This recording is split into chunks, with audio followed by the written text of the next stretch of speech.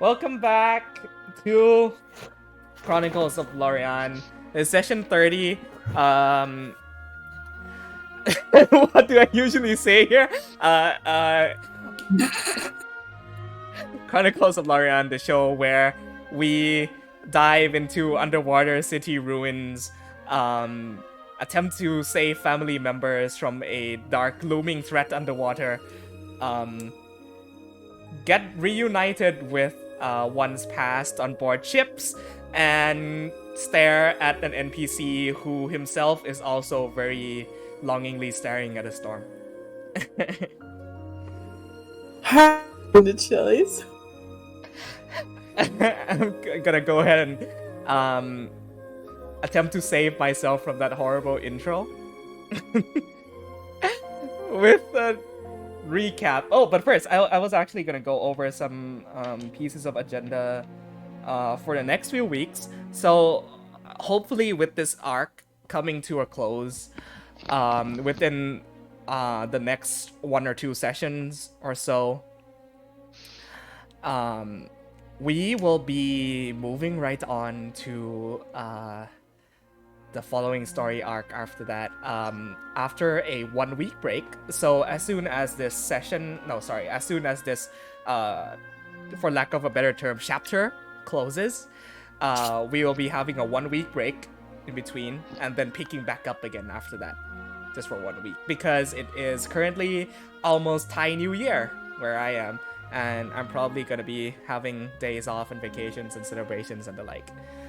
Apart from that, we will use these 2 weeks to our advantage and see if we can get those not animated intros, we're not there yet, those voice recorded intros to me within the next week or so, and so I can spend maybe the week after that editing everything together into a nice little video that we can play at the start of streams and such. Do also keep in mind the validity of your music and whether or not it would violate any copyright terms. Just to be safe. But apart from that, I do believe we can jump right into tonight's episode of Chronicles of Lorei'an.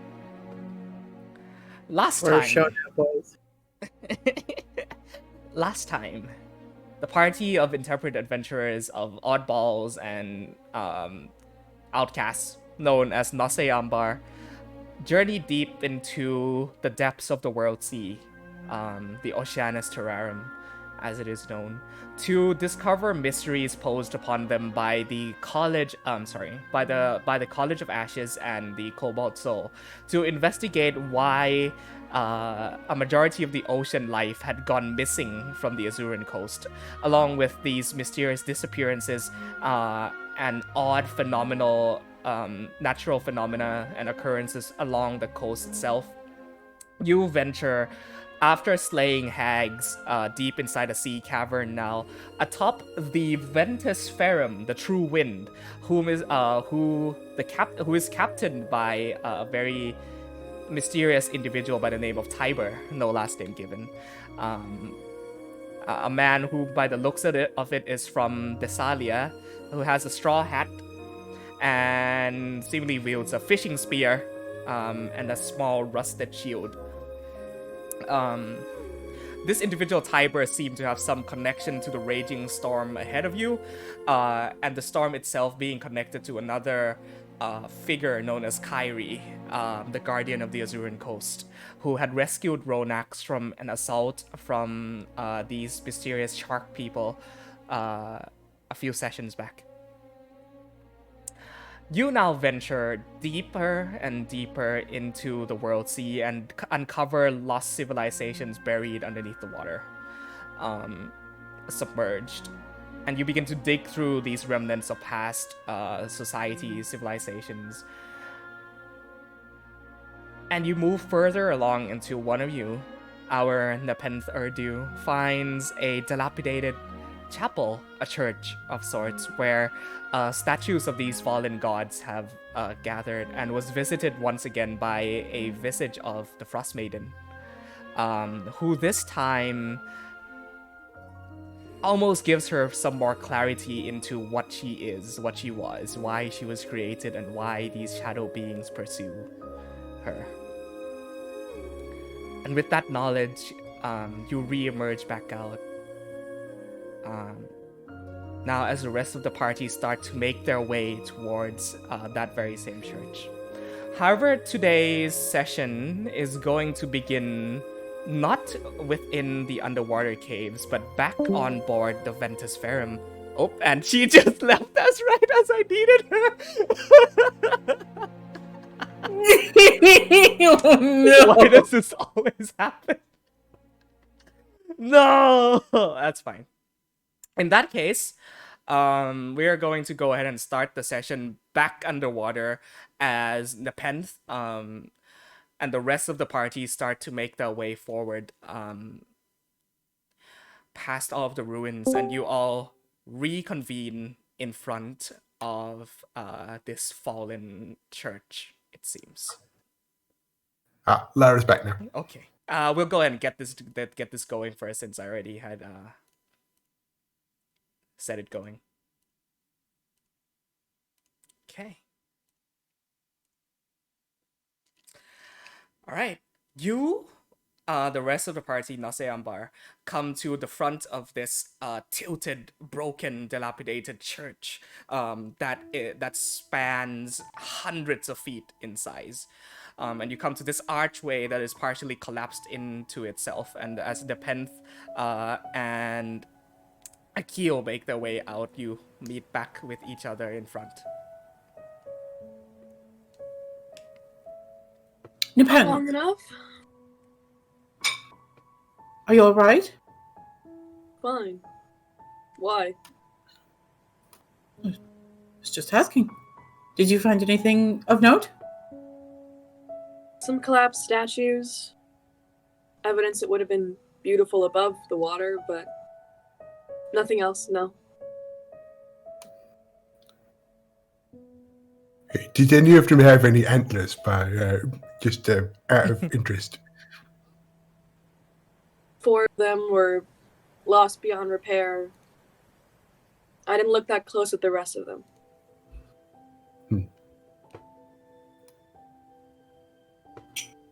As much as I would love to go in and look at everything again, I unfortunately believe that we have other matters to attend.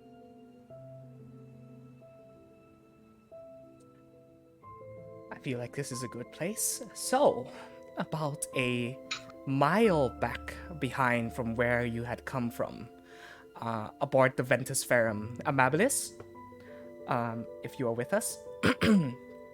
Yes. You start, last time your friends had already dived off and gone to search underwater, while the seas were storming and storm clouds flooded the sky, deciding that the best course of action was to park almost the ship, to anchor down underneath this peak of a tower that at an angle seems to have been jutting out of the ocean. And so the ship now is gently rocking, swaying beneath this stone archway of a long fallen tower. Amabilis, you walk past Tiber, currently standing still with his hat covering his eyes, looking out into the horizon and kind of keeping watch as he does. You walk still down the creeping steps to the lower decks, to where you know the man you had rescued prior, and his motorcycle. Now, the man you had rescued in the prior session, Ify Quick Palms, to have been staying. And as soon as you make your way down to the darkened interior of the ship's hull, I need Amabilis to make me a perception check, if you don't mind. Okay. Perception check.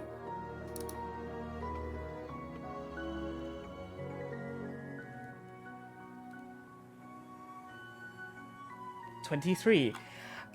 You make a quick glance, especially with your Felis eyes darting across, looking for any sort of movement. And you catch Ify Quick Palms, the man you rescued from the sunken pirate ship the day before, going through the tools on Ronax's workbench. like pushing things aside, looking through drawers, being very suspicious.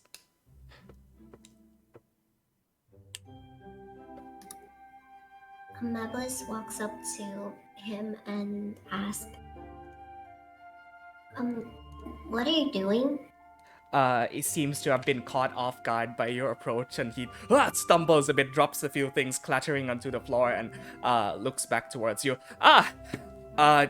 Good day to you. Was not expecting anybody to be down here at this hour, my lady. Well, this is kind of awkward. Do I have like a glimpse of idea what he might be searching for, or? Make an insight check. Okay. 16.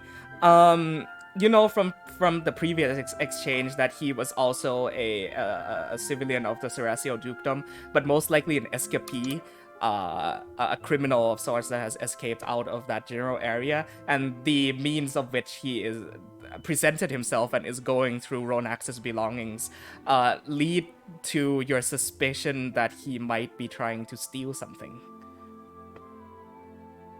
Okay. Well, if you want to steal something, I don't think you should steal from my friend. He puts everything down and like kind of backs off just a little bit. Just so you know, I mean no troubles with the White Paw. I don't know what a person of your class and status is doing this far out west, but did not expect for the shadows of home to pursue me this far, I suppose. Here, I'll put everything down. All is good, all is fine. Don't need to worry about it.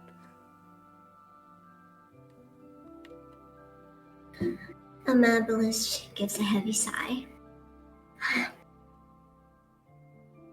Tell me about how you got here. Well, there are several means to exit out of the dukedom. You need not only be well versed in connections with the people of the lower end of the class hierarchy. I'm sure you know what I'm saying. It's not difficult to get out, is what I'm saying. Ah, okay. Well, you shouldn't stay here.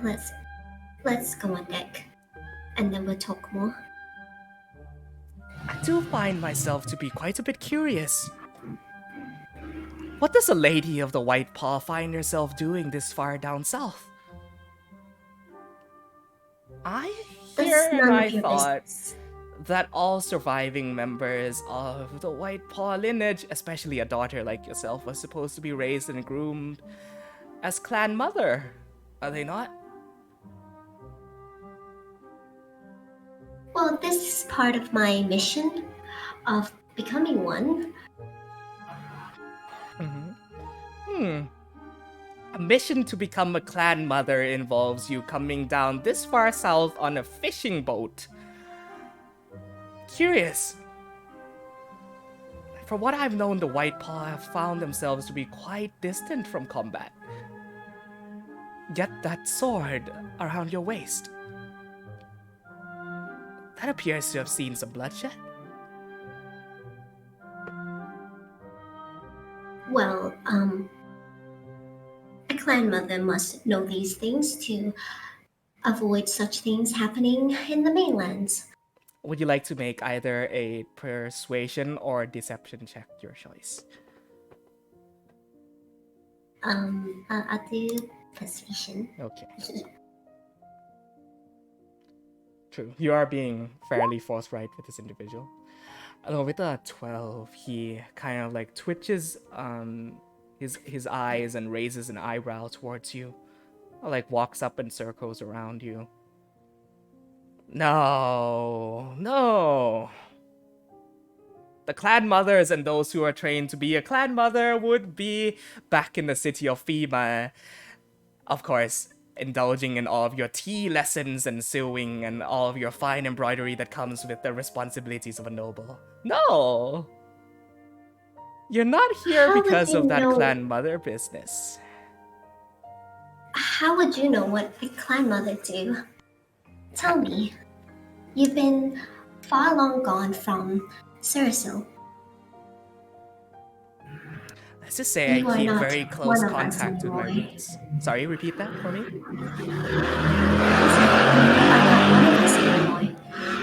Things have been very different here. Probably ever since you left. So what would you know? Well, how long has it been since you left? It's only been a few weeks or so. I'll take your word for it. Though I will say, and I suppose I should ask DM to Lara at this point. Does Amabilis have the amulet that she always has around her neck open on her? I would say yes. Like catches a quick glance at your amulet. Carp Omnia. Familiar with that name?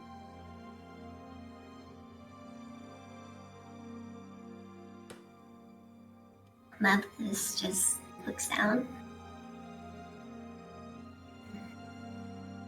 I take from your reaction that yes, you are. Let me give you one piece of advice. Lady clan mother. Or soon to be clan mother, who knows? Carp Omnia has not yet fallen. Because it would seem that that's what the nobles of the White Paw and the knights would like for themselves to believe. Is that Carp Omnia, the city of thieves, glorious hiding hole for criminals of Cerasil, is gone. But let me tell you one thing. Us folk, we don't so easily disappear from the map. We find other means. Escape, survival. That's what we're good at.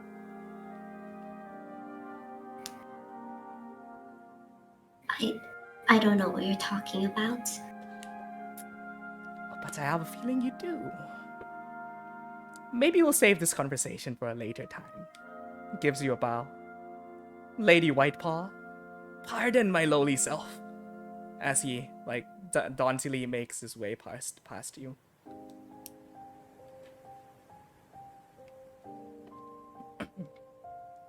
Do you say or do anything at this juncture? Amandalis is just going to pack up Ronak's things and take it with her. Okay. I need you to make one more perception check before we cut back to the party. 23.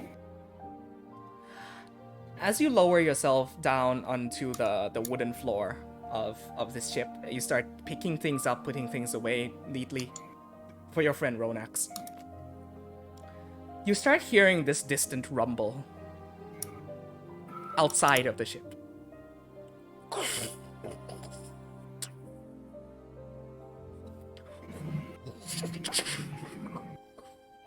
And you notice the ship starts to sway.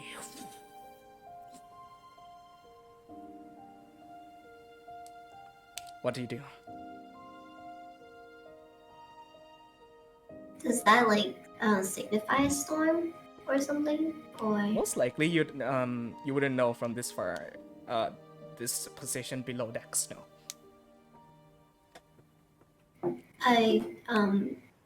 she would hurriedly go up to see what's going on. Okay, you run definitely up the stairs, up to the upper decks, where you now see Ify is currently back against the wall, is going wide-eyed, looking out towards the sea as he exclaims out, "What the fuck is that?" And then you also see Tiber vigilantly looking out as you now see the ocean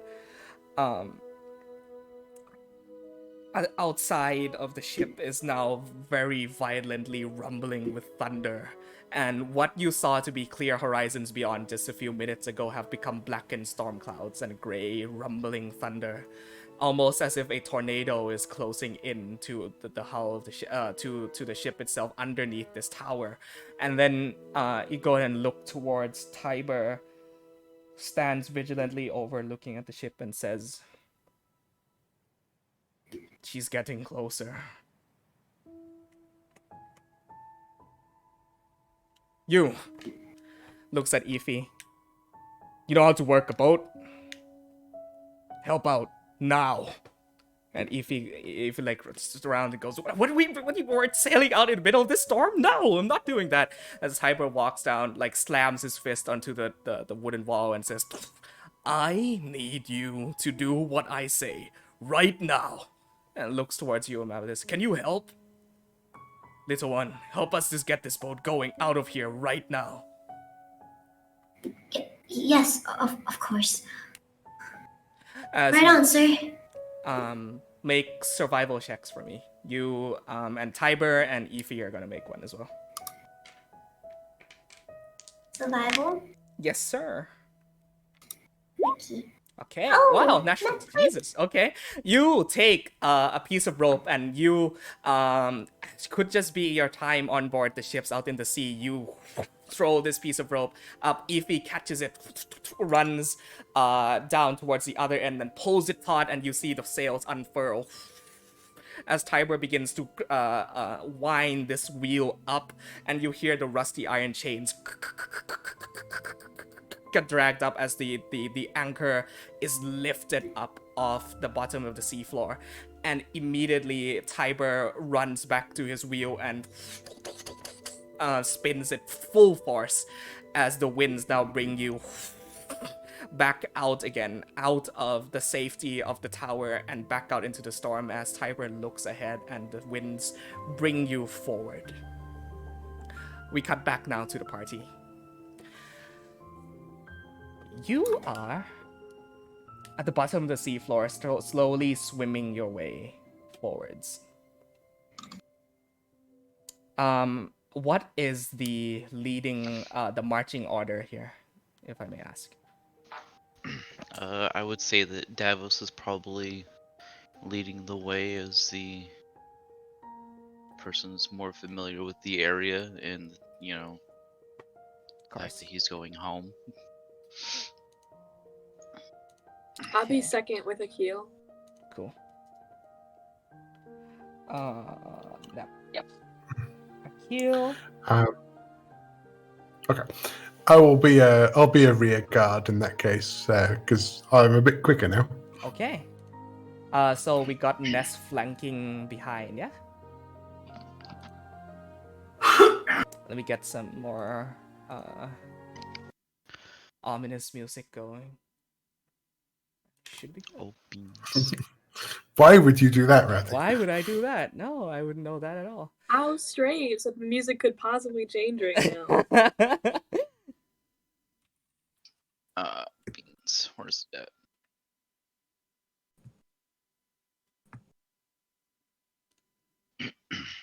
Okay, that should be good. All right. So Ness would be here holding up rear guard, which would mean that Ronax would be up center. I imagine be going along with Forax. Xavier and Vorax, yeah. Ronax. Xavier, do you want to be in front or behind Ronax? Is putting just. Oh, you're mute. Can't hear you, buddy. Oops.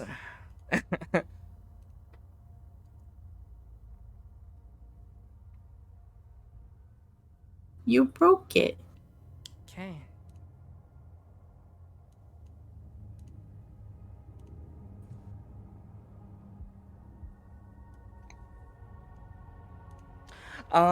Let's see here.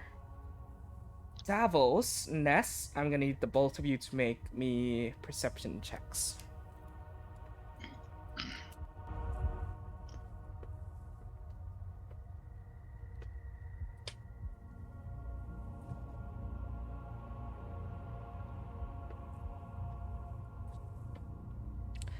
And 19. Okay. Davos, you continue on rather impatiently. Hello? Hello, we can hear you now. Hey, Yeah. lovely. I literally just clicked test mic and it works now. Lovely. Lovely. So, Davos, you begin leading on rather impatiently at this time, not really looking out anywhere to your surroundings, knowing that you've got a few days of a day's journey ahead of you. You begin to swim through the deep blue, not really glancing about. Ness, you've become more comfortable navigating swimming now that you've got the gloves on, and so you begin looking around, glancing, taking every bit of information in that you possibly can. You notice that the waters have become rather still, and you've noticed these clams, right, that have laid open on the seafloor. As you start to make your way through, along with some sort of low rumble, all start to close up. Something's wrong.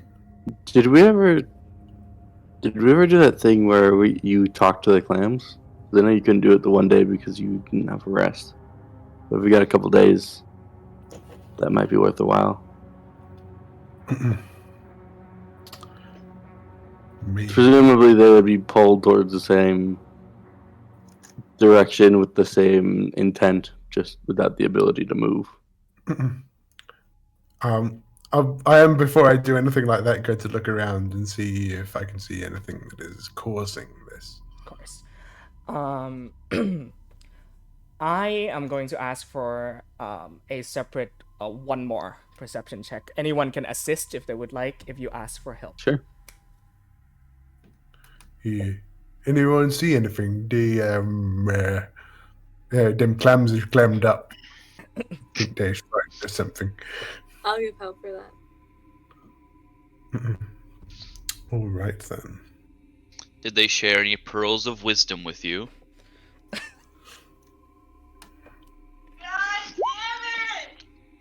With advantage. Okay. Oh, there it is. Natural 20. That's awesome. Okay. You look through the still waves ahead, and even though you do not possess dark vision, you very, very much almost stop and focus as you swim in place and look out beyond your normal visual consciousness. And you see a shifting in the water. This almost whirlpool-like shape as the water contorts, like a heat wave on a hot day when you're looking far ahead, and you see this contortion of water. And you look even further and you see a shape. A massive serpent-like shape. Its body seems to be made up of storm clouds and blue scales, as this massive shape submerges into the water before going back out. It's the same one that we saw in the sky before, I assume. Most likely, yes.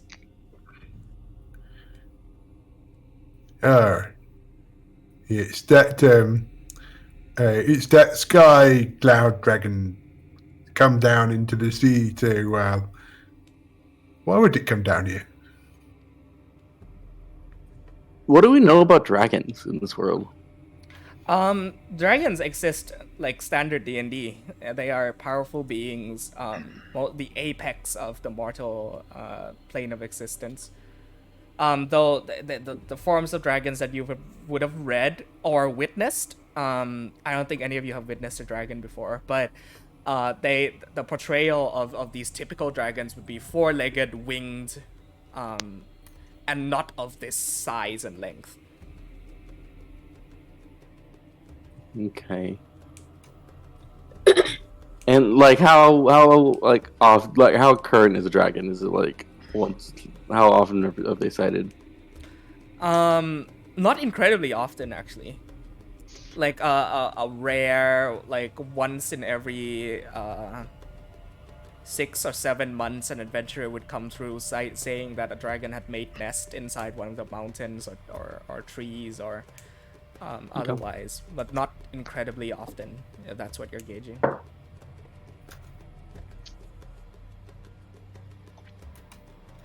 You also at this juncture notice that the thin layer of light that peeks through the layer of the sea as you look up has gone entirely black. And slowly as this shadow encompasses the whole sea floor layer, whatever light that was peeking through the surface of the water that gives you vision has slowly been taken over by dark, deep shadow.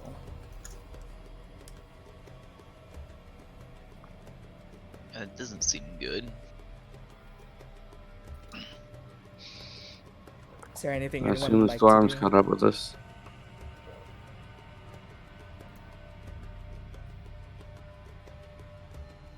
Davos, at this point, Yeah. as you continue swimming forward,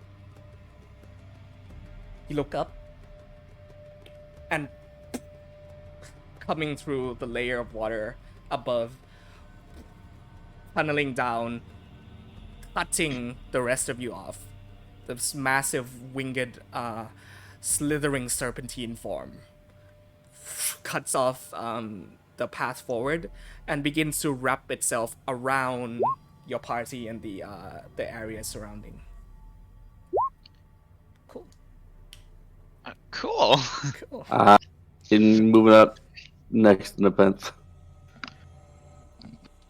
You Good feel plan. Yeah, I figure you can take the hits. Yeah. I'm gonna try and interpose myself between others and danger. Just formation. Just squat up real quick. Yeah. Creative information. Well, being close together is good for paladins.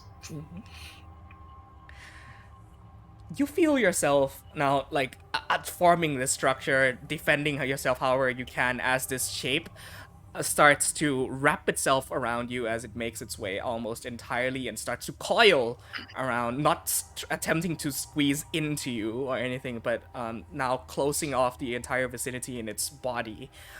You start to feel yourself get lifted upwards, as if you're trying to float up to the surface but against your will. You watch as the ocean floor itself gets further and further and further away, and you look up All and of you us? see this. Yeah, all of you. The surface of the water also gets nearer and nearer and nearer to you, almost as if something like a stream of water is pushing you upwards, back up from the seafloor towards the surface. Does anyone know to speak to this thing? Do you understand us? Hi, my name's Xavier. It's nice to meet you. I am going to say a few words in in Primordial. What he said was, and then I repeat it mostly correctly. Oh, okay. What Xavier said. Yeah. I'm going to speak to it in Draconic. Okay. What do you say? Are you friend or foe? As you shout this out, a moment passes. As few of your bodies get lifted further and further up, almost now breaking the surface of the water. And you can now hear the rumbling of the storm overhead, almost kind of like how you're submerged in the water and then things are going on overhead, and you kind of hear those kind of like vague, muffled sounds. beneath the surface of the water itself. You hear this rumble of thunder.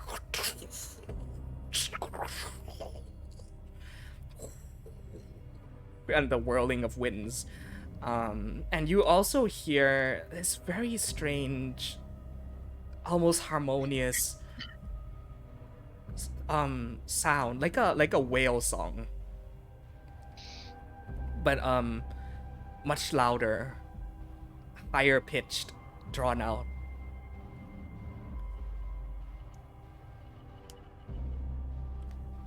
You now break the surface of the water. I speak back to it in whale. You Pull speak Dory. well. I pull a Dory. I immediately put my hand over his mouth. Instinctually. Just. And here's the strange thing, right? You break the surface of the water, and instead of like floating just over it, you continue being lifted up. Your body is now floating in the air. And you watch and look around you. Yeah, go ahead. Is this thing reacting to anything anyone said? It made a sound when Ronak spoke to it. Did Ronak see? Did you get that? I hope you got that. Did I understand? No. Oh, Fuck it, I'll cast Detect Thoughts as we're floating up. Did Davos understand anything that it said? No, actually, but a lot of it sounds really, really similar to whale songs that you would hear at this time of year, signifying like males that are in migration or mating, those sorts of things. This thing seems to have adopted that sound and is using it not coherently as any part of a speech pattern, but you find yourself to be surrounded by raging gusts of wind that blocks all sight on all around, as this tornado that brings up with it water and parts and pieces of the ruins beneath. As you continue to float up in this eye of the storm, you watch as this shape tunnels in and out of it. Are we able to make out its shape through that chaos? You can, yeah. Yes, Okay. you can. I'm gonna grab a hold of the pen and be like, "Okay, I hope this works. Can you help me? What is your plan? I see its face. Can you get me to its face?" I'm gonna grab a hold of her and kind of put my feet on her chest and be like, "Yeah, and push off. Okay. um, Alright. Akio is also there. He's kind of like clawed in. It feels like here. Yeah. Yeah. You have your own bird wings. If you wish to get closer and kind of like almost in this 0G state, attempt to get closer to the raging gust of wind and its shape that is tunneling in and out of it, I need you both to make athletics checks for me. Can I be acrobatic by pushing myself off? can I help them because I'm stuck to them and just like flapping my wings? Okay. This situation is Akil is the only one that this is not a problem for. Yeah. This is a 3-part Yeah. act. It's It's a 3-person act, guys. Sure. I would say you can give Nepen advantage on it by flapping, like kind of trying to maneuver like how you're used to being in midair and using Yeah, your wings he's to like help. he's stabilizing me. Yeah, he's Yeah. bird pack. Ah. Bird pack. Cat pack for combat, bird pack for Yeah. stabilization. Yeah. My character sheet is an opening, so I roll a 12. I think I have a +6, I'll go ahead and check for you. so it should be an 18. 18? I'm really sorry. Hey, you know what? It's not on that one. That's all we care about. Let's be Yeah. real. It is a 10. It's average. Thank you, Akil. Saving the day. Your acrobatics has a Should be +6, I think. +4, something like that. +3 actually. Oh, Without- yeah. I'm not without proficient. I rate just singing. usually have advantage. Never mind. 15, Yeah. not 18. Okay, 15 and 7. So you watch as your three friends attempt to claw their way up the air, and as the pen like almost tries to like breaststroke swim up this raging tornado. She like flips and she gets turned on her head. Akio gets flung off her body. Xavier, you jump and almost 15. try to reach and jump off of your friends like space rocks, and then your feet slips. Do I get myself close enough that a whip could pull me the rest of the way? No. It's still quite far. This eye of the storm is about, we'll say, oh boy, distance. Like has about a 40 feet diameter. I mean, a whip's 15 feet, so if I move myself 5 feet, I should be there. True. No, did say diameter? I meant radius is the half circle. Okay, right? Yeah. radius is half. Yeah. Diameter is the entire. Yep. I know my math. Out of interest, can we see the ship from up here? Sorry? Can we see the ship from up here? As you say that, you notice that coming through the shape of the storm is the Ventus Ferrum, almost like an airship, getting jettisoned its way up and floating in the middle of this eye along with you. You see Tiber hanging on to the mast. You see Efi like hanging on for dear life on one of the sails, and Amabilis is on the crow's nest also trying to hang on. Amabilis, you make your way on ship as Tiber rushes into the storm head first, that is as if knowing that he is about to go into something, and you slowly feel the ship lift up off the water and start to flip and crash into this tornado. You are immensely confused. You look around, you see your friends hanging suspended in midair, the ship floating, all of its belongings slowly floating out like a very zero-G situation.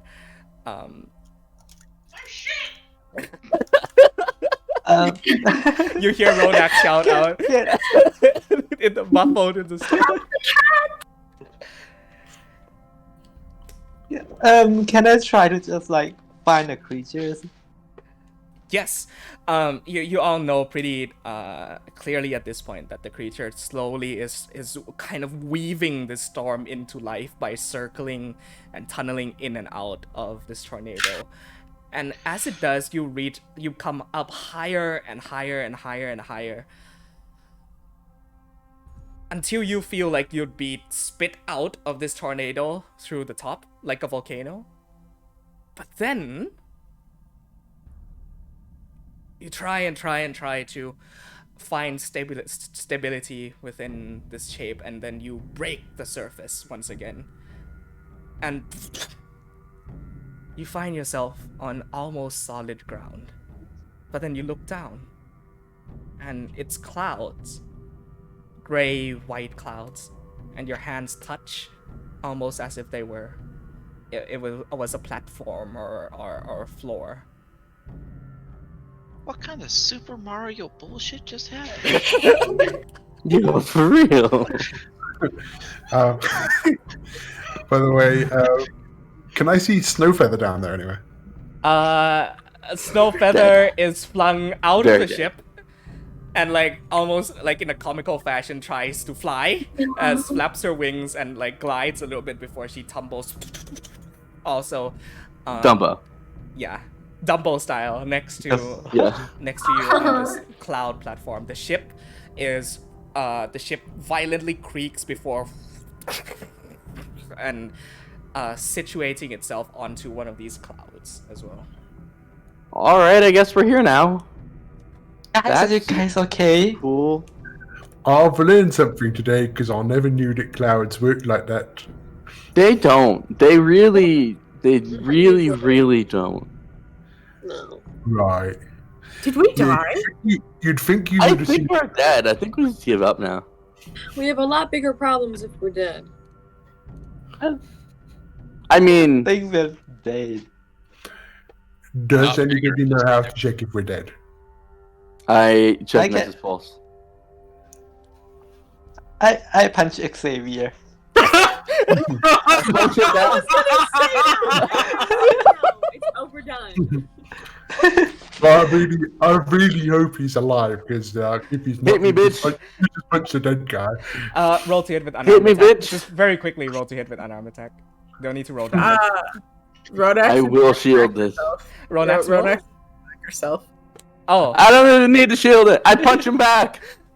so the two of you get into this scuffle as you like holding each other's arms, like, what are you doing? And Ronax, you said you hurt yourself, or I like smack myself. you feel it? It's there. The pain is there. Like, and like the two of you in this scuffle also feel like each other tugging at each other's arms, and you're all there. It's full on. It's Looney Tunes. We jump into one of the clouds and it's just arms and legs pop out. I feel like Xavier would get fucked right here because of He still has to hit me. claws. True. We'll just say, for the purposes of moving this along, it's this cloud of like arms and hands. Just... Yeah. It hurts a fair bit. You rough each other's hair up, and there's a few bruises on each of you. But you start coming to like your conscious awareness once again, and you look around. Perception checks table wide, if you will.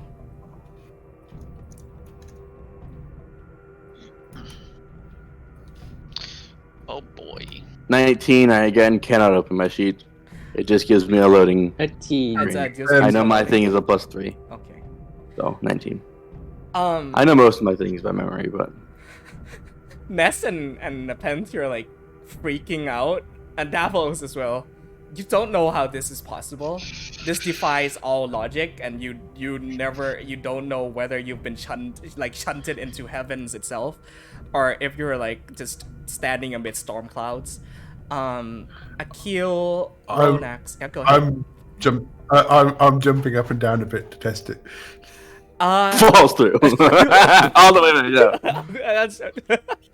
No, it has a bit of give to it. 206. But it feels solid, as if someone had gone and taken clouds and then like squished them together and condensed them to where you could, by fantasy logic, stand atop them. Can I try to taste it? Yeah, it tastes very salty and watery. But Blech. Excuse me. Large dragon elemental creature. Tempest? I'm gonna call you Tempest. Hello, Tempest. We are very gracious that you have chosen us to be your champions.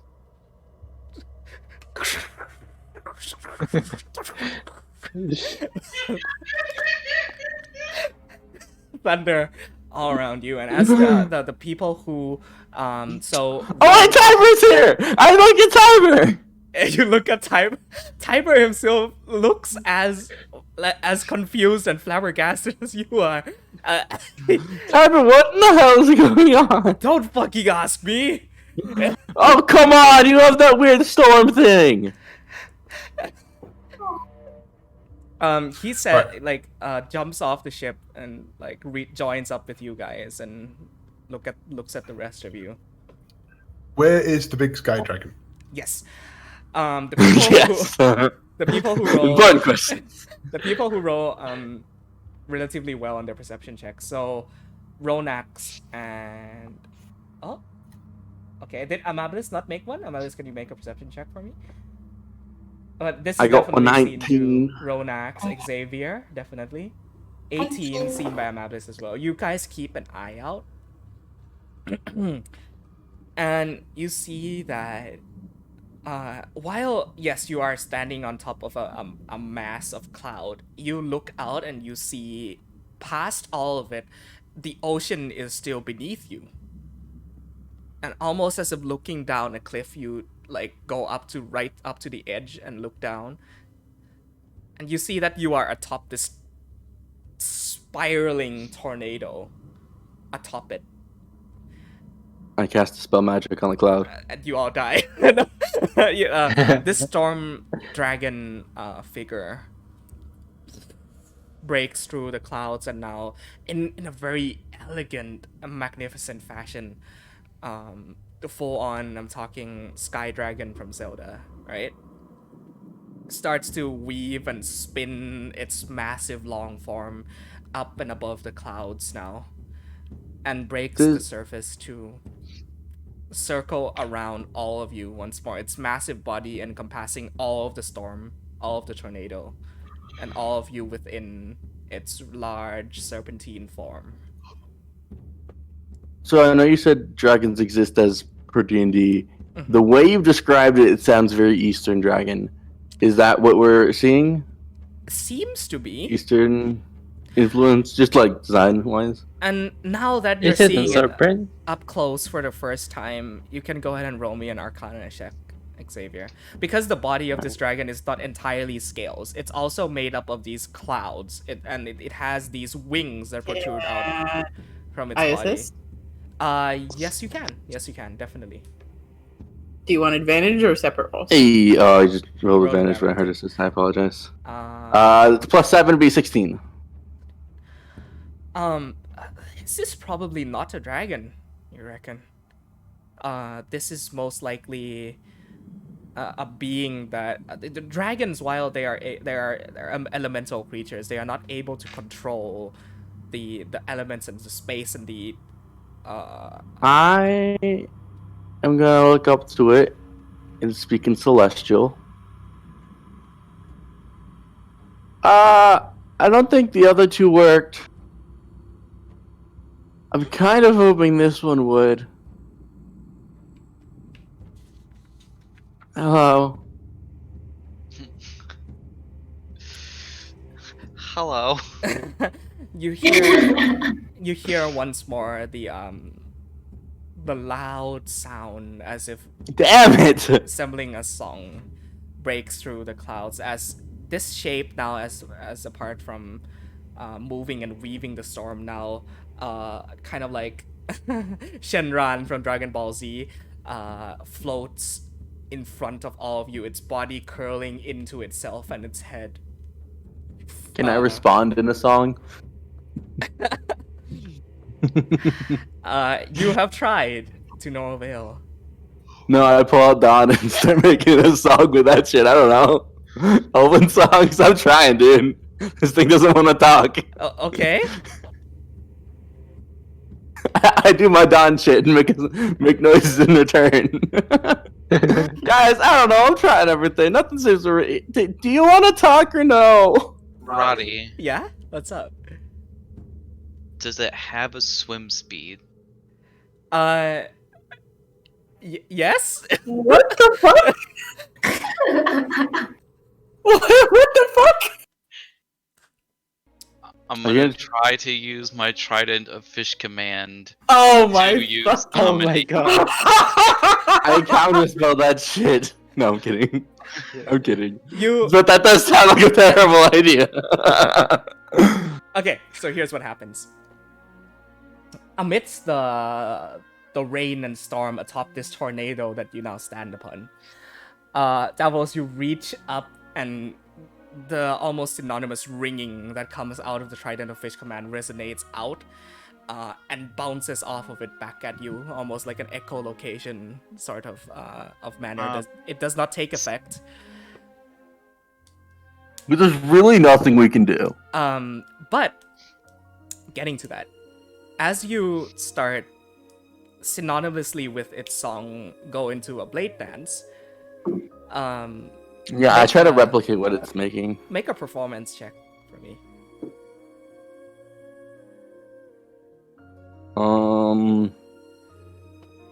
Where it should be +6 Yes. if this rolls correctly. I apologize. I know most of my stats, but still, it's rolling dice. No dice are being rolled. Oh god. It's okay. Oh no. Oh no. Um, Guys, it's not working. Also watch the creatures among your group. So Snowfeather, and I believe you don't have any other pet traveling companions. Snowfeather reacts pretty viscerally. I'll keep that 16 in mind. You have how much? +4? +6. Awesome. So a total of 22 2 performance. Snowfeather, who usually reacts pretty viscerally when a dangerous creature or beast comes and attacks you, she would get defensive. Her feathers would puff up, in that sort of defensive creature stance. For this being, she sits there and she stares up at it with almost this wonder in her eyes. What's it saying to you, Gracie?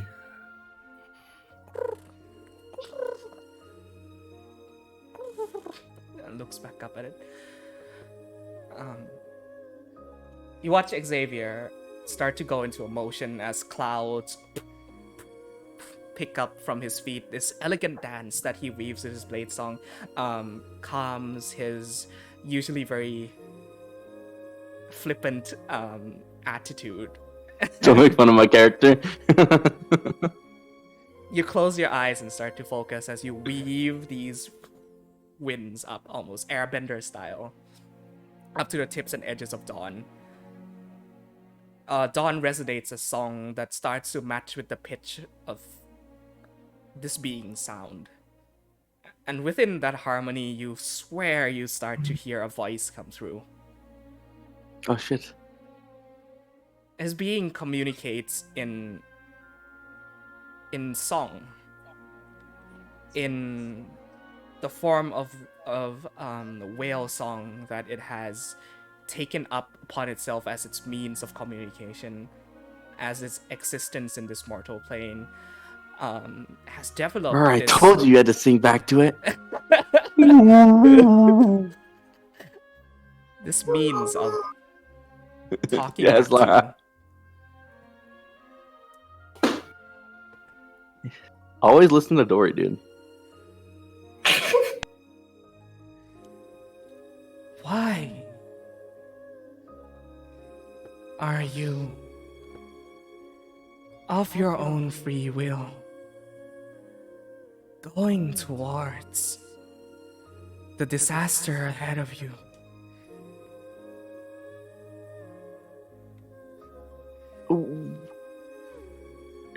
I'll try to respond. I don't know if I have to respond in words or song. I'll try to resonate my voice through Dawn, kind of like using the blade singing to manipulate my voice if I can. And that role of that fucking phenomenal performance role you do, you almost, it's very new to you, this sort of like weaving. You're still echoing. Oh shit! I love it. No, keep doing it. No, I love it. I love it. I turned it The the wrong celestial way.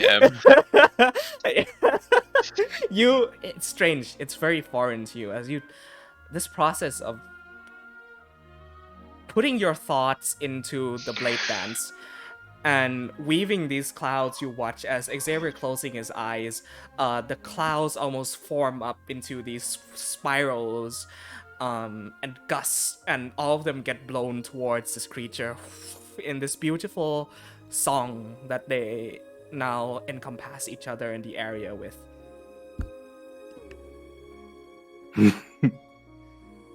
I will respond saying, I don't know anything about a disaster, but I know our friend needs to get home. So that's what we're doing. I have tried to warn you with storm and rain, and regardless you progress. What is it you wish to find? Nothing awaits you in front, apart from ruin. Looks back at Davos.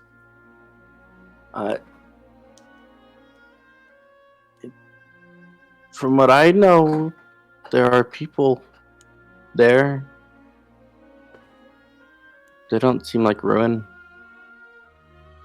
I should also note at this point that you all hear this almost telepathically, as in the winds and air itself, you feel this the blowing of wind, the rhythmic hum that comes off from Dawn, and this being gives off a voice synonymous to what they're doing. But it seems as of the moment that only Xavier is able to communicate with this creature. Davos will step forward and say,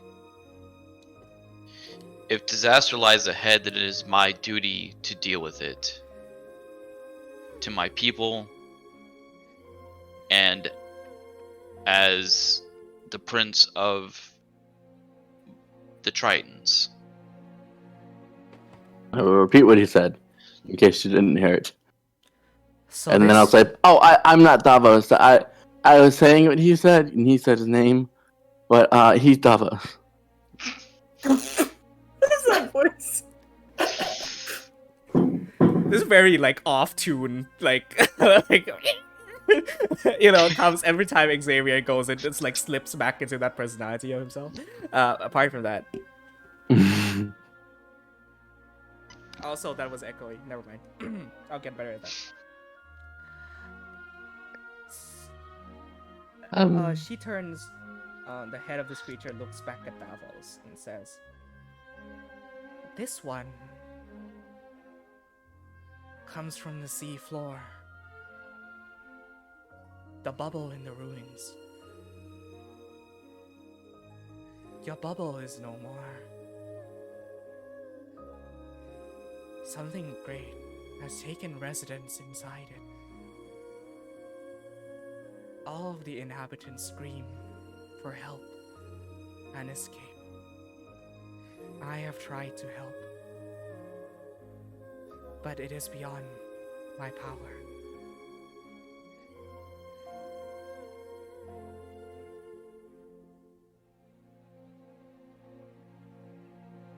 Did any of them make it out?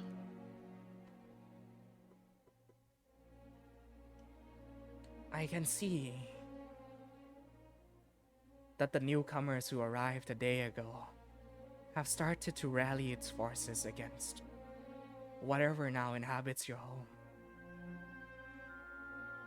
The people inside I do not know of.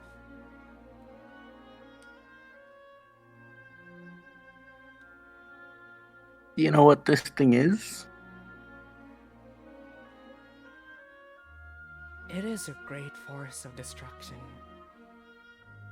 brought out from its home into foreign waters where it does not belong. And so it has taken up space and driven out all life that inhabited. And it is feeding, growing. I assume its home doesn't lie on this plane, then.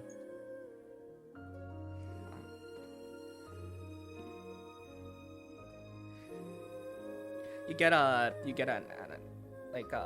the semblance of an answer of no. Do you know which plane it lies on? Originally, at least? Being merely looks back towards Davos. Do you know? The plane of water. That would have been my first guess, but confirmation is nice.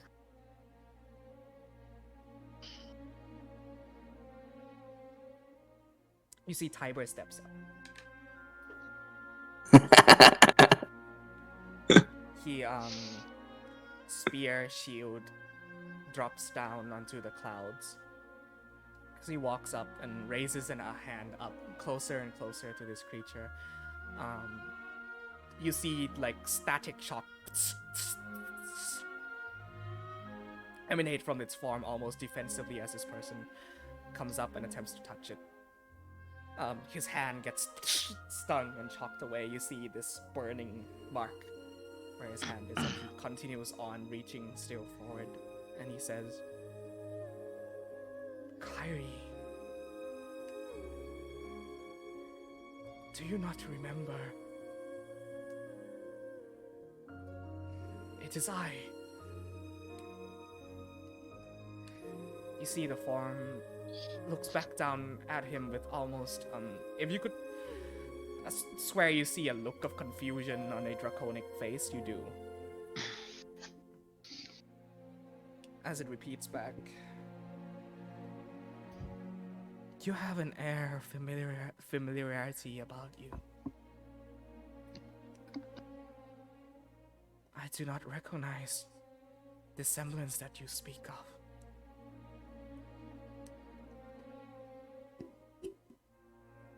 You see Tiber continues to look up at it in a bit of silence.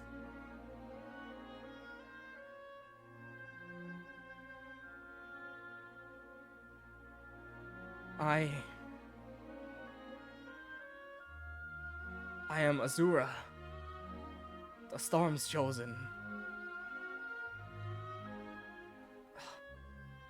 The departed of the heaven steps.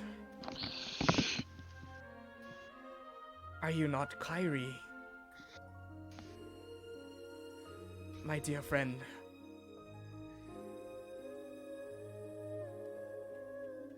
My dear, what has happened to you? See, the being still continues to look at him with confusion in its eyes.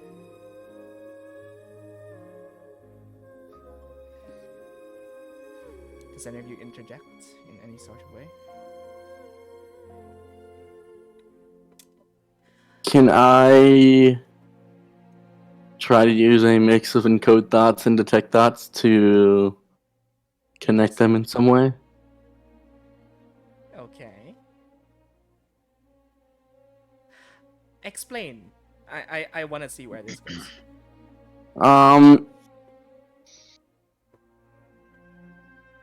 I will kind of, I don't know, reach out to this Kyrie and using that same Blaine song of connection, I will try to let her take control of Dawn as Dawn continues to like swirl out in a same motion just without my control, and use kind of that combined control to connect my mind to hers, and then with my hands free, use my own magics to flow that information, making myself like a copper wire, essentially.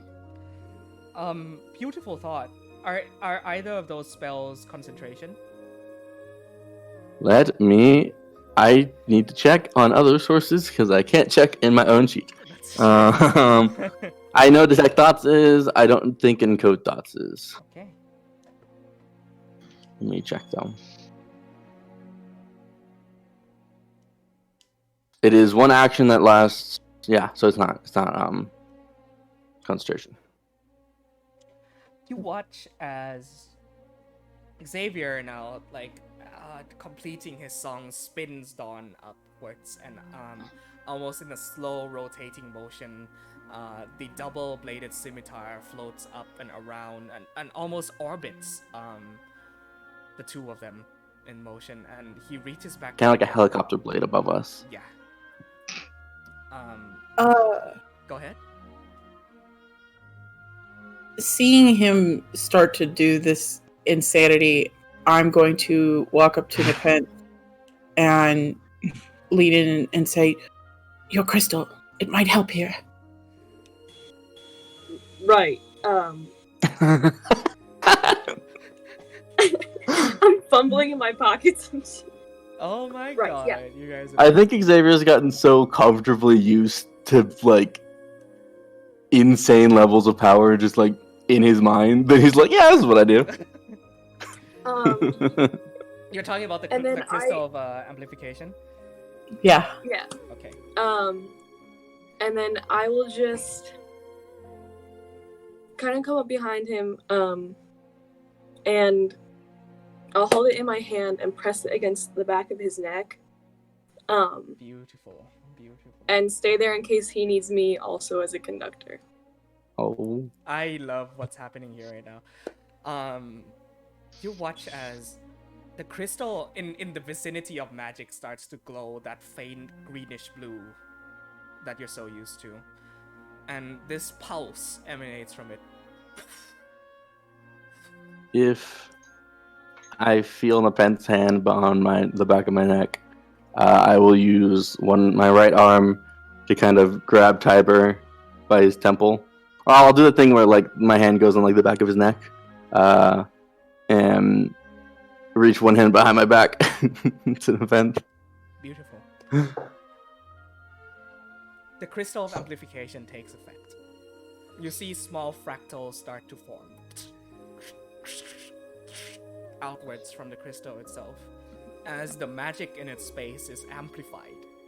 And you watch as this combination of detect thoughts and encode thoughts swirls in the storm around you as Tiber looks up towards the being, the cause of this storm, the one that he has looked at this entire time, now finally back in union.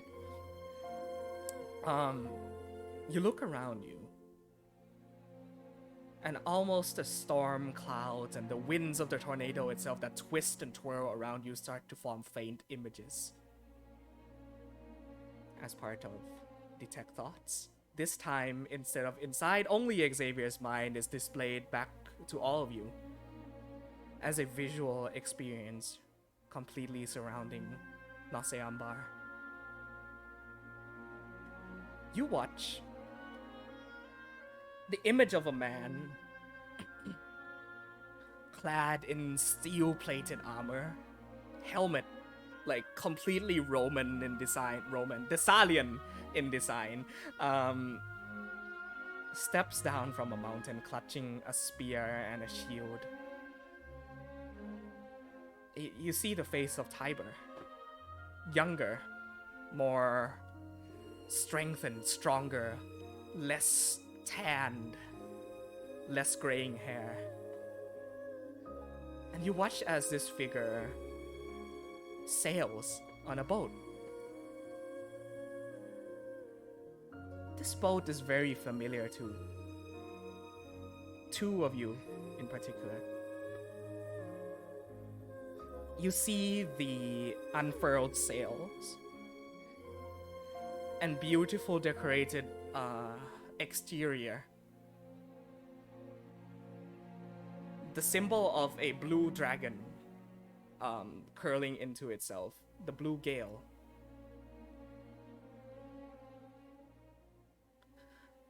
You watch Tiber stand beside a large, heavily muscled blue dragonborn, Captain Balasar Stormclaw, familiar to you, Amabilis, and you, Ronax. Beside them is a small, looking to be in her teenage years, similar size and features to your Ronax here, is a slender, beautiful blue dragonborn female in maybe her teenage years or so. And the three of them sail the oceans together, through wind, through storm, through clouds and sunny days. You watch as the eyes on this creature in front of you widen and glances around almost in recollection of memory.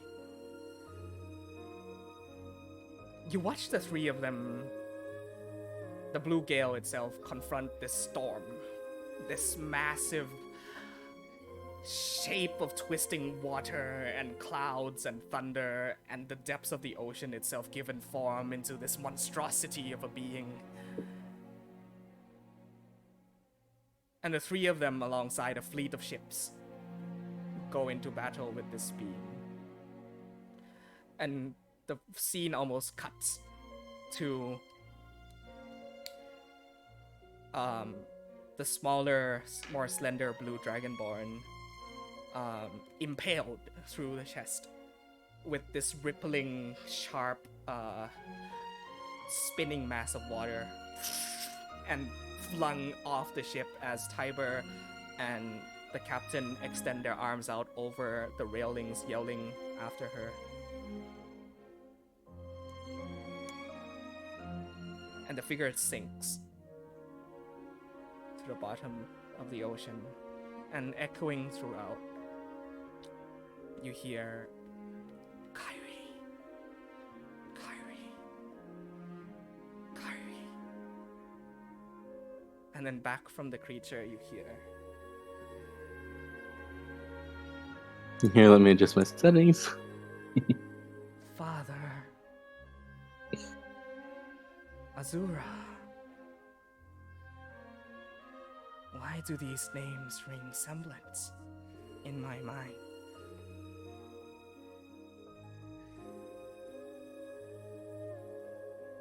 Her nose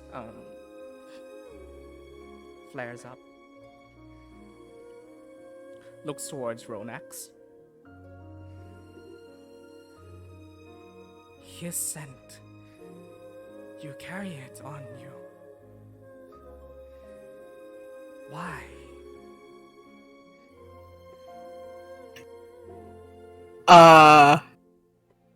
Rodax looks down at the coat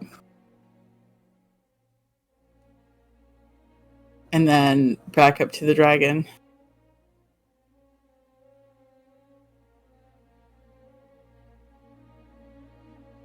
Do you say anything? In Draconic, she says, "Your father, at least I think that's what I'm seeing. I've met him. He gifted this to me.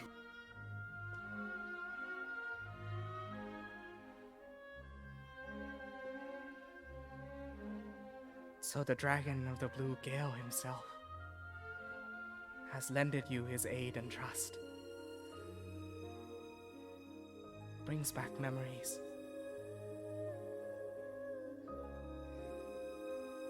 I do not fully recall, but I remember his face. And yours," looks at Tiber. "Faintly in my mind. Thank you for showing these thoughts to me again."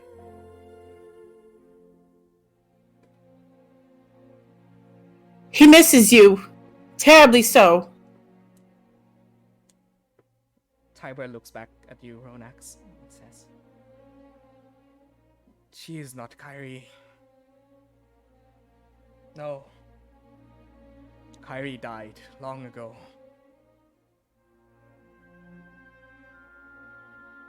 That day we fought the storm back, she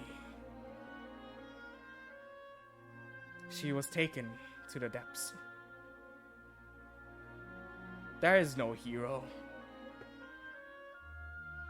There is no protector of the coast, no storms chosen, no Azura.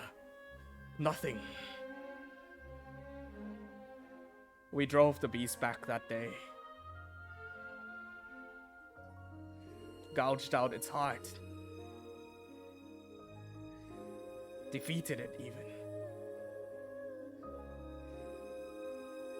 But there was no storms chosen, no dragon companion, no raging thunder or power of the storm. It was just a father and a daughter, and a man who had lost his way, and tales spun up by fishing folk and villagers.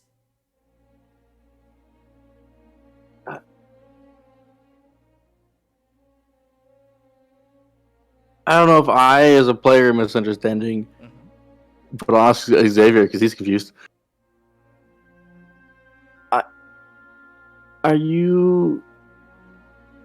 Did you think that your friend, this Kyrie, was the serpent for some reason?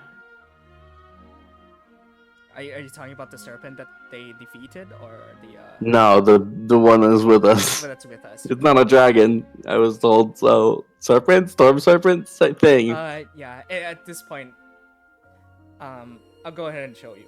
Why not?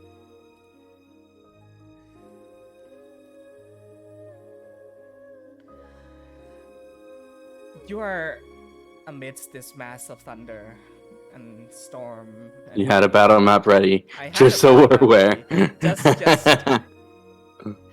I will say, the possibility of a battle has gone away at this point. Yeah.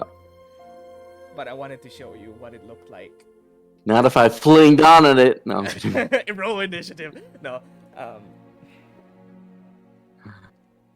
You see. Is there a reason that you thought that, Kyber? Oh well, we saw her get killed. Right before our eyes sink into the bottom of the depths. Nothing we could have done.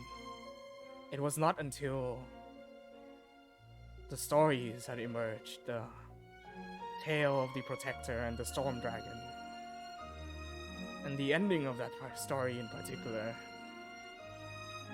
Do you remember how upon falling the little wormling had re-emerged into a dragon of storm clouds and thunder? The Eye of the Storm. Kyrie, Protector of the Azuran Coast. It was not until then that I started searching again for her. As if the stories and beliefs and faiths of these fishing folk, of those who had inhabited the Azuran Coast, had been given form. Somehow. I don't know if this is possible. I've already tried shit.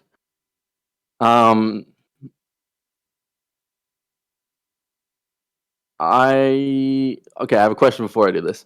Mm-hmm. I'm aware of elementals generally. I assume I'm aware that the Phoenix is one of them. So that theme of rebirth within the elementals is a thing. Mm-hmm. Am I able? Is it in a theory? Is it possible that this creature is Kyrie, but without her memories and more of her soul? Entirely possible. Okay. Not going to discount. That could also be another factor in play here. Yeah. This is not in the rules of anything, so I'm gonna try it. I'll reuse another spell slot of Detect Thoughts if needed. But I would like to essentially I have my own amplification crystal as well, so if that is required, it's a thing. I want to try to connect with this creature through its mind and see if its soul is that of the same of this young girl. Interesting. Because the eyes are the entryway to the soul. So really, if I connect with the mind through the eyes, really, right there. I'll give you this. You need not recast Detect Thoughts because as of the moment, the three of you, your thoughts are intertwined. Tiber, this being, lovely, and yourself. You feel as if the presence of this creature contains the same essence of what that small dragonborn girl used to be. It contains her memories, and the fact that they are being shown to you signifies the fact that they used to be real at one point. How she is and where she is right now, the origins of her, she herself seems to be unsure of. But there seems to be a way with how things work, in that almost she was given form due to the story itself, if that makes sense. Power of storytelling, yeah. Okay.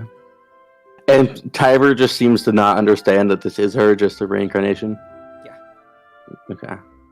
Then I'll turn to him. I think that's where I was confused. Tiber, it's not. Okay, we're dealing with some pretty high levels of creation magic. I don't really understand most of it. But I understand that your loss, this Kyrie, whoever this girl was to you, I'll look up to the servant. This is still her, just given new form, free of the pain of her loss. You see, he almost shakes his head. And would not that mean that the legends themselves have given form to her?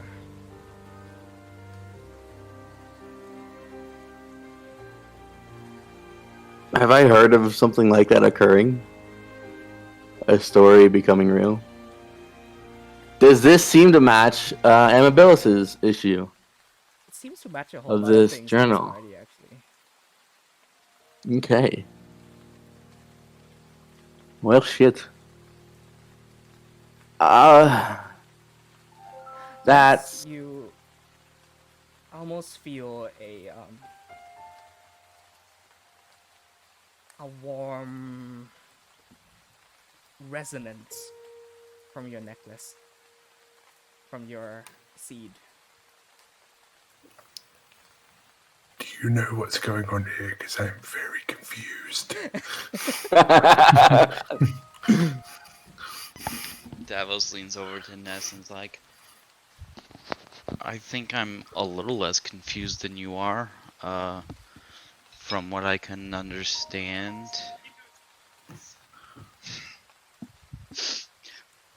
From what I can understand, the dragon is the blue guy's daughter, but reborn as an elemental serpent.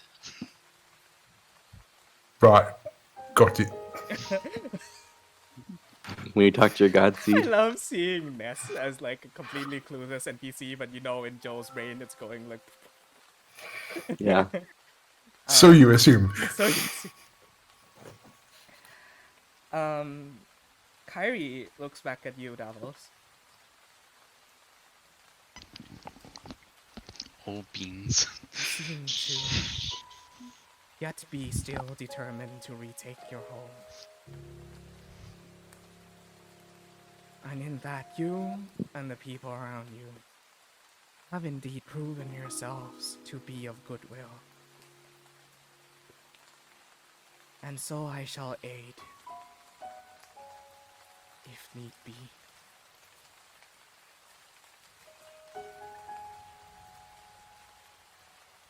Your aid will be welcome.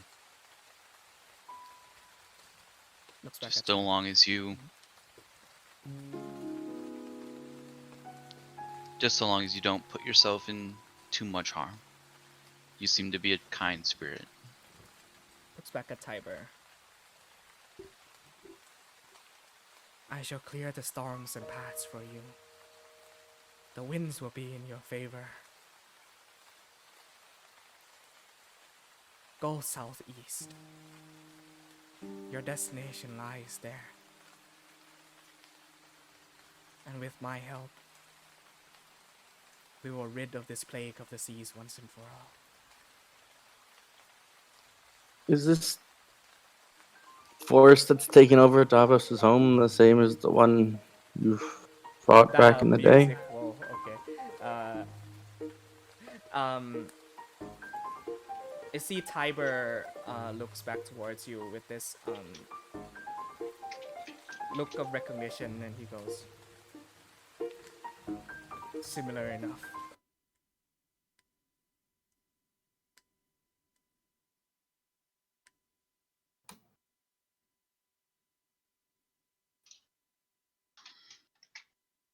turned into Pent.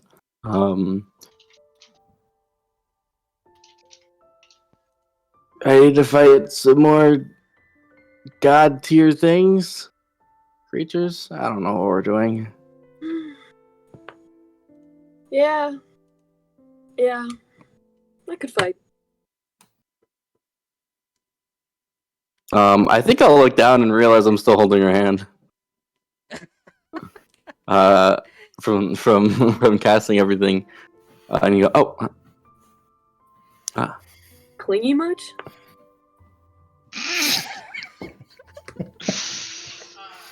was about to say something, and then she said that, and he goes, yeah, thank you. Awkwardly. Ronax's idea, it's nothing. Yeah, yeah. Thank you, Ronex. Yeah. I think she's ignoring them right now.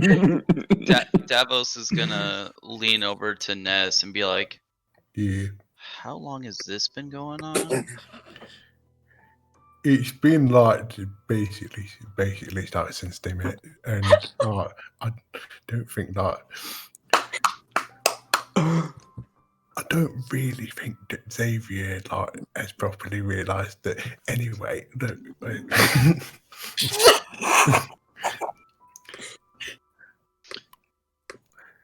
Nothing like bonding atop the storm clouds. Anyway, I'll ask a question. Yeah. Yes. I can. Yes. This thing that's down there, the sea creatures and the plants is afraid of it. What does it want? It has killed much in its wake. Vast forms of life had disappeared from underneath the waves in its in its awakening. I do not believe it wants anything rather than to feed, to become stronger, to destroy. Yeah. So I don't know about everybody else, but I'm going down to try to stop that. Do we stand a chance here? I don't know. I made an oath. Does it matter? We're the only people that can do anything. We're here, we've got the gear, and Is there a way we can stand a chance here? we have help. I guess that's the best we're gonna do. I'm in.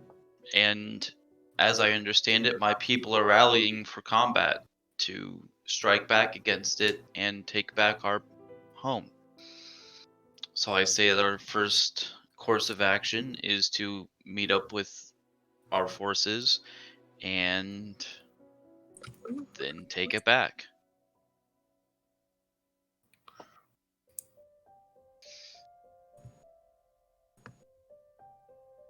I read like the first chapter of Art of War, so I think I'm fine.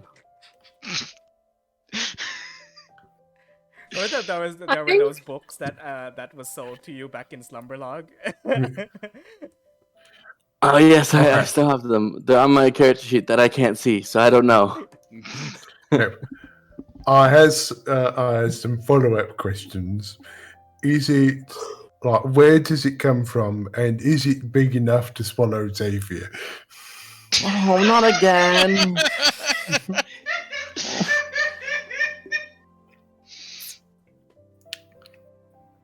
Big enough to swallow even the biggest of creatures in the seas whole. Ha! I'm not alone. Well, just don't run anywhere alone and you might not get eaten. Where's the fun in that? There was an earthquake some cycles ago. I felt the bottom of the seafloor rumble. I felt a connection to another place. and I felt this invading presence. And I believe it is not the only one.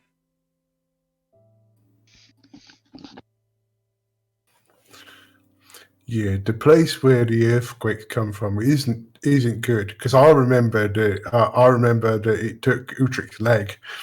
So Yeah. like that. Well, yeah, that was just that kind thing of- is like, yeah. That part was just conjuration magic. If you was Ness, It's what now? when I learn how to teleport, make sure you're in the circle when that stuff happens. Right. Okay. Is that like the thing you do when you make the lightning go and you disappear and you Yeah. appear somewhere else? It's like if I did that but didn't bring my leg with me. Yeah, why would you do that? I wouldn't. I'm not Utrick. Yeah. So depends. Make sure that Xavier remembers his legs. I think if he forgets them, we're in a lot more trouble than we thought. Excuse me. Kyrie, Looks back at you.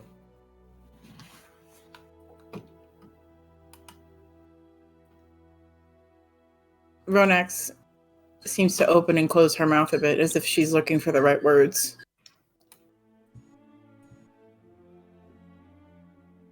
And she reaches for the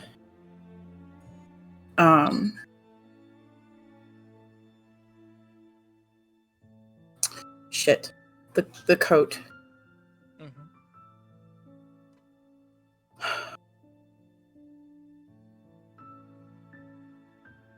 He's well.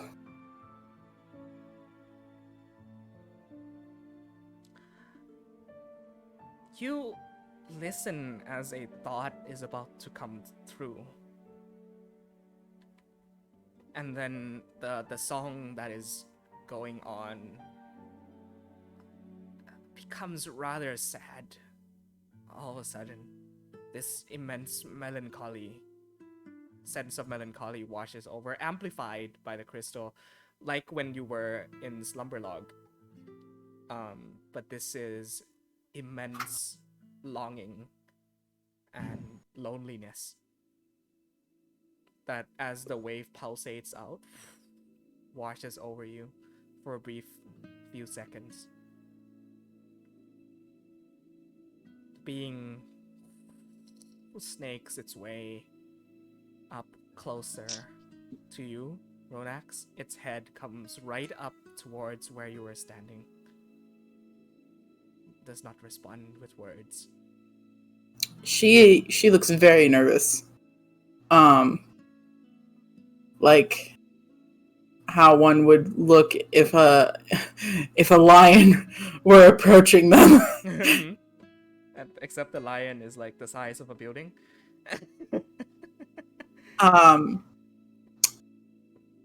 She takes off coat and holds it up to her.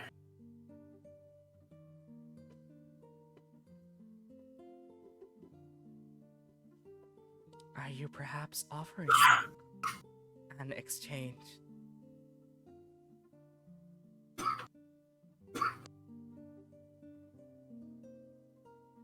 It is strange looking at you.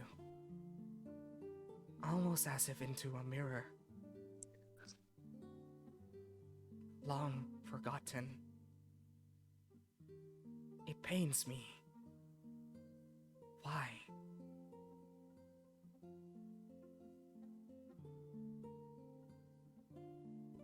I cannot tell you,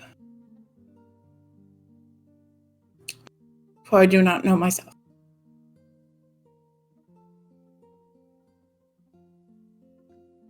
You watch as one of the gusts of wind blows, spirals up, and lifts the coat off of your hand.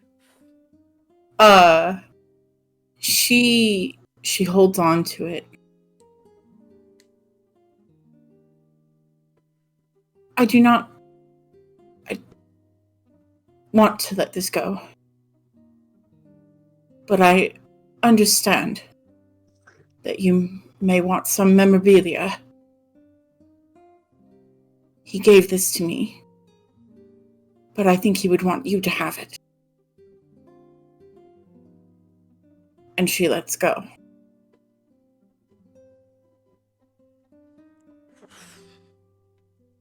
The coat of Captain Balasar flutters and sways as it flies away on the wind and disappears into her clouded body and form. You see, upon her eyes looking back up at you, almost a single tear sheds from her slitted eyes. And a feeling of comfort in this wave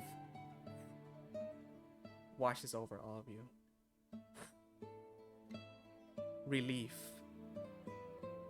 joy, reunited with something long lost, and the longing fades. And you see one of the scales attached to her neck glows in a faint blue and detaches and blows almost like a leaf in the wind towards you, Ronax. How big is this thing? You could hold it almost like a tray. A- Yeah, Oh. in your hands.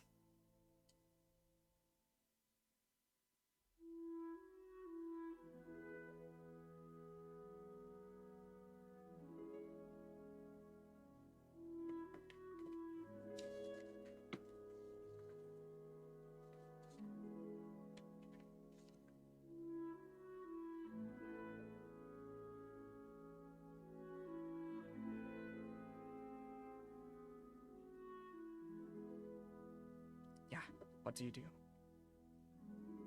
I take the scale. That's all I can do.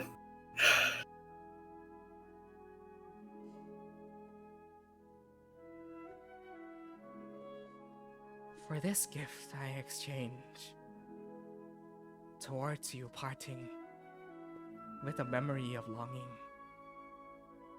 and love, a blessing from my own self. Let this scale be a premonition of things to come. The tempest goes with you and beyond, and will aid you throughout until the end of your journey. You who smell of Father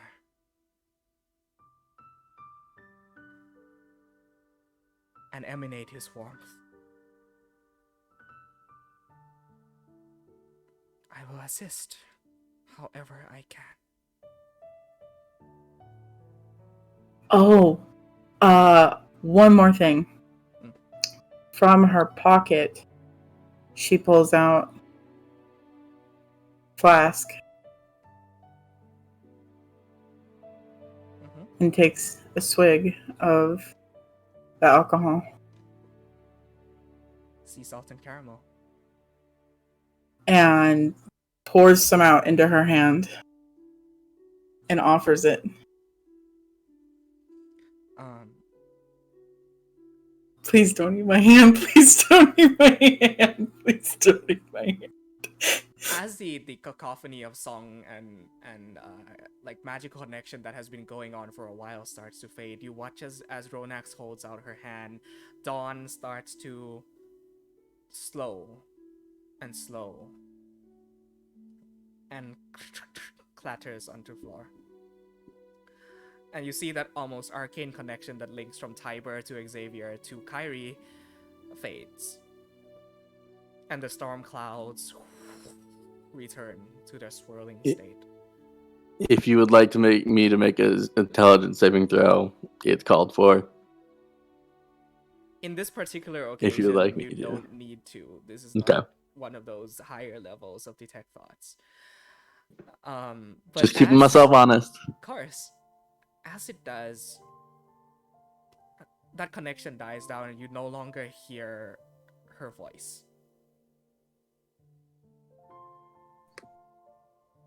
Instead, this song reminiscent of like a very loud whale song comes through as she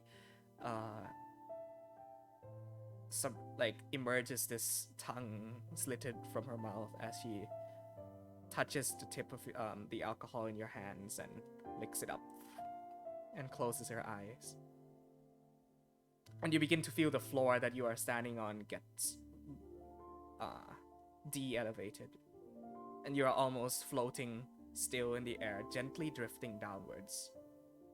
The ship too also coming to a soft fall. As the rain pours around you stops, and the skies clear up, the thunder stop rumbling.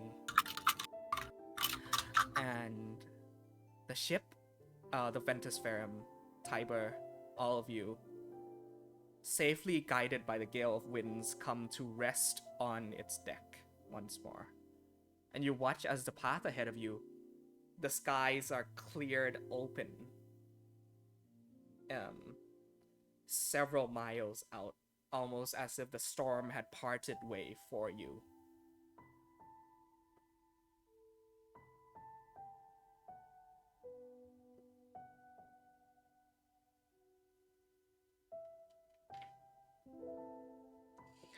Ronax, you have now in your possession a scale of the Tempest.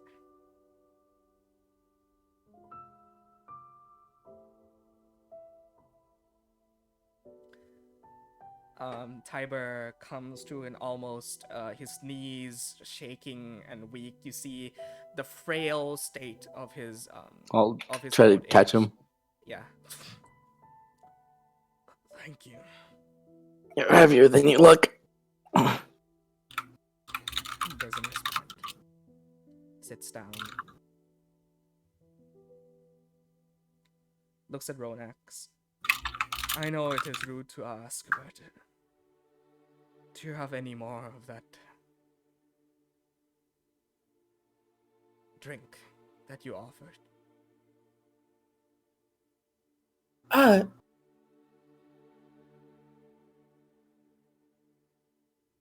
The last of it.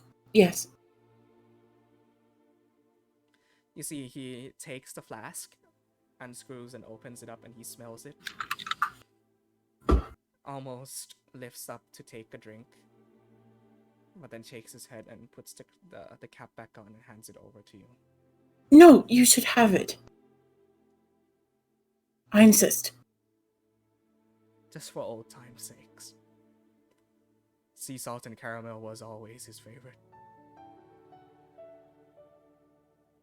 Please, this is yours. Pushes the flask back in your hand.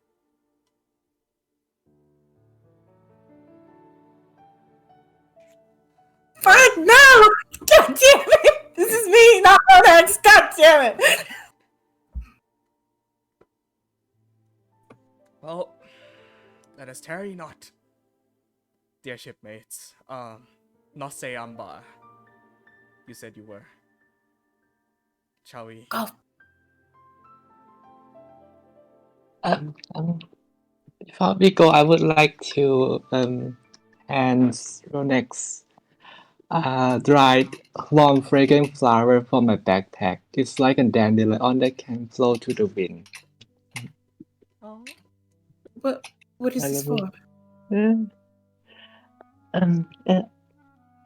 I know this past few weeks or months can be quite stressful, but I think today seemed kind of peaceful, so I give you these flowers as in symbol to let it blow into the wind, and it is kind of like a traditional symbol of freedom and comfort, like when I don't know how to put forward, but Yeah, you can have it. Ronax puts a hand on Akil's shoulder and squeezes it, and then looks to Tiber and walks up to him. Lady Ronax. For her, then. For her. And she puts like half of the handful into Tiber's hand and then throws the other up into the wind. Okay. See, this gaunt face of an old human man, as strong as it looks, almost melts away the second he drinks from this alcohol in the palm of his hands. And all of the wrinkles almost seem to fade away, and all of the stress and frowns and burrows in his face soften. A moment of relaxation for a man who has been hanging on to how many decades of being lost, seemingly now found, or having found something that he has lost. And that's where we'll take a break. We'll come back in 10 minutes as we revisit this story. It was beautiful already. I was told to fire the big guns, and so I have.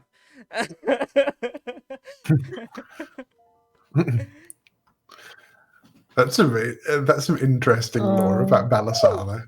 Mm-hmm. Yeah. And He is a blue dragon.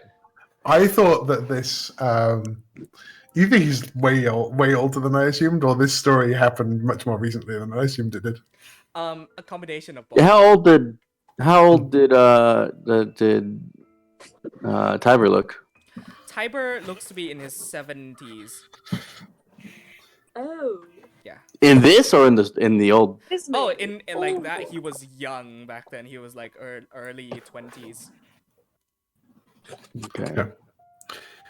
Kirati is By the way, what was Golf? What was the what exactly was the thing that Akil gave for an axe? Was it like a dandelion? yes, it's dandelion actually carved. like a dandelion. Yeah.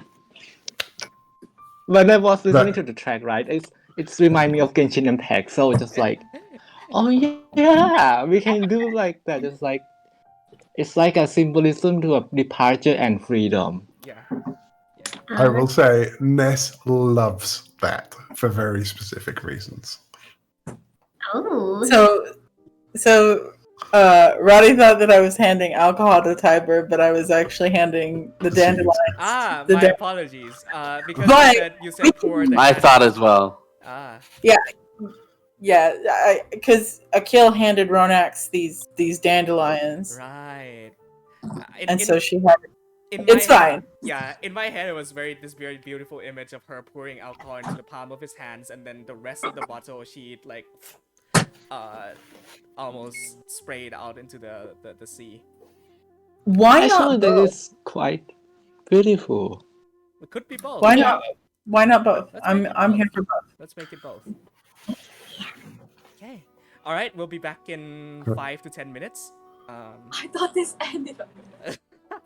No, we're on break. We're on break. We'll pick back up. I thought we were already. Oh, my apologies. You stood up and we were stretching. All right, it is now on break. Right. Back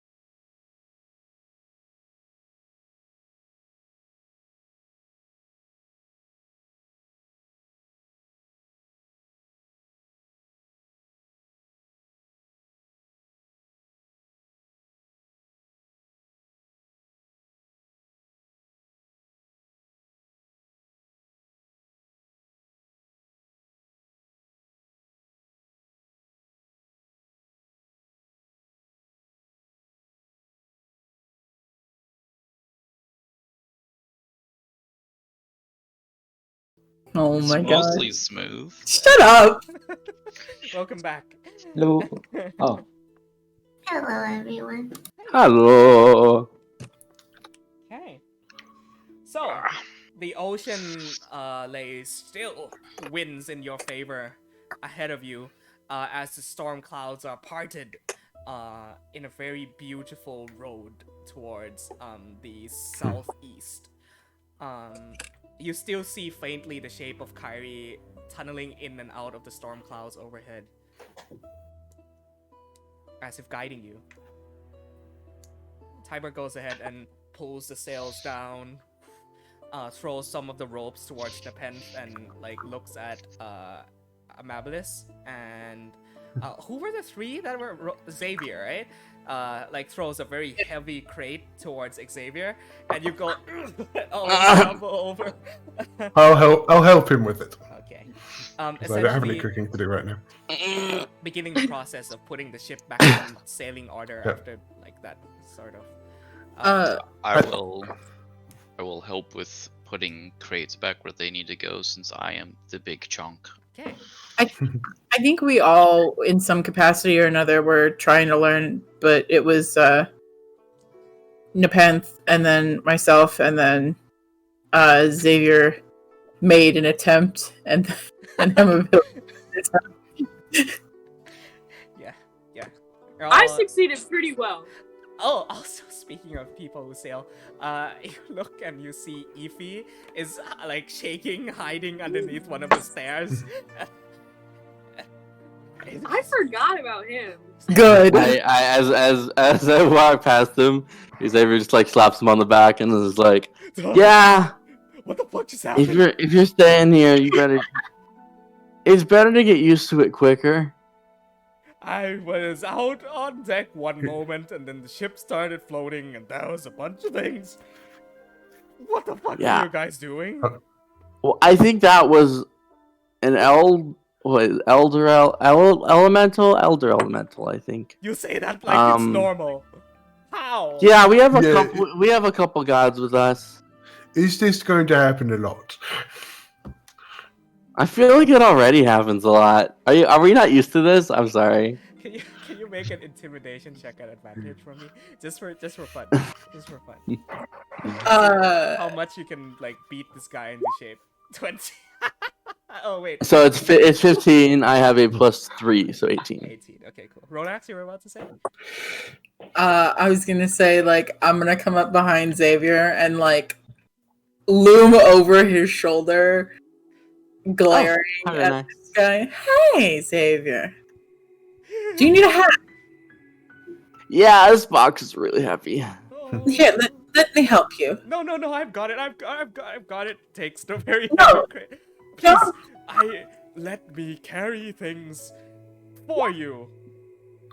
No, by all means. We would rather you don't touch anything. You might steal it. Fine. That's all. I'll just be. Apologies. Walks past you, Ness. Bumps into Akio. Hello. Sorry. And like sits in a corner. sorry. Oh, sorry. I don't think he's going to steal anything because he's very scared of you. You. Rolex make a. And I give him a big innocent grin. Lara, hold on to that thought for like 1 second. Ronax, roll a perception check for me. Can I make it with advantage? I will assist. Yes, you can. Yes, you can. As soon as my page says so. You said a perception check? Yeah, with advantage. You see a quick hand movement near your desk, your workbench. Oh, he about to get murdered. He's standing by my bench. He walked past it, and you saw a quick movement with his hand. I think you put something back. This bitch. Sorry, right? What was his name again? Yeah, go ahead. What was his name again? It was Ify? Ify, IFI, Ify. Ify Quick Palms. Of course.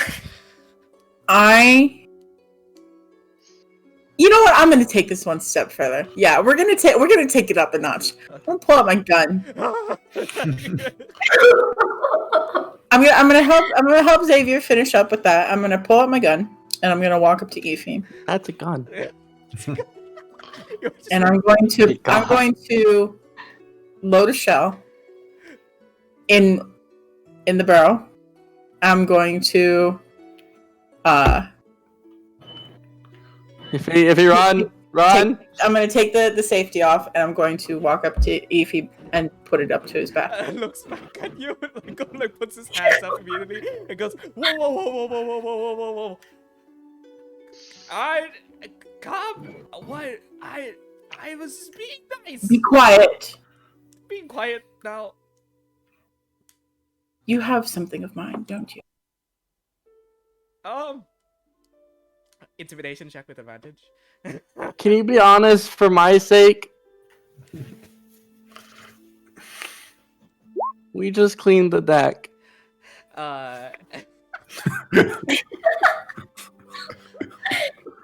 You watch as he is. What are you putting up against my back? Is that a crossbow? Does it feel like a crossbow? What is that? It's a gun. A gun. It's like a crossbow that explodes.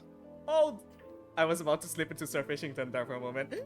Dear. Oh my. Okay. Oh, what do you require of me, my lady? I require you to put back any belongings you have taken from my possession or my friends. Otherwise, you'll end up like a poor, unfortunate gentleman who I blew the brains out of. I did. I just put something back. You can look. Something. I don't believe a spanner. Oh, so you did. So you did steal something. I took a spanner. What else? I a couple of cogs and some pieces of scrap that I Brings think. fire right next to his face. Ah! I lean towards the fence. Is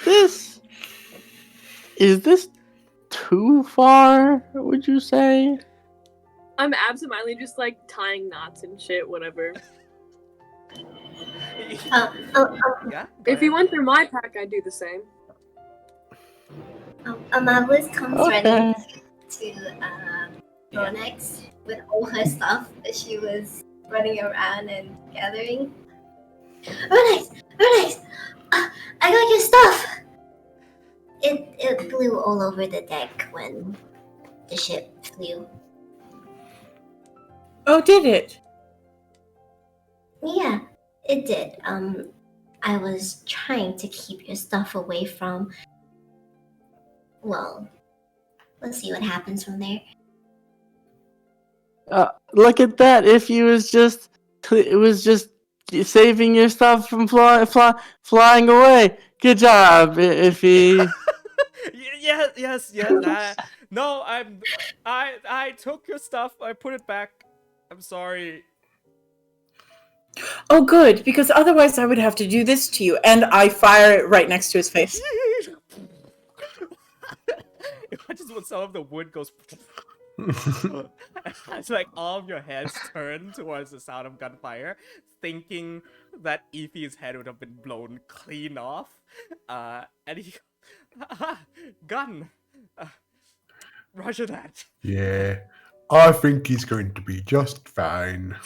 And then I holster the gun and turn to Amabilis with a smile on my face. Thank you so much. I appreciate you. Yeah, when we get back to land, how about I make you tea for a change? Amalis gives a huge smile. So people widens. Yes, please. Efi like puts his hand, like tucks his hands into his own arms. And he like softly mutters to himself, I will not steal. Yeah, I feel like Amabilis and Ronax like buddy walk away. Yeah. And Xavier just leans in and he's like, yeah. Get away from me! Okay, stealing's just not a good idea. Here. Thank you for saving me. As soon as you reach land, I am fucking off. That's fair. You can go now if you'd like. Then like pulls like a piece of tarp over himself. Davos, what are you up to? I'm just taking a moment to stare at this completely baffling interaction, and then I go back to trying to spot the whale army, the army whale rather. You're still a day away at this point from where Magna Ares would patrol. So, with a day's journey ahead of you,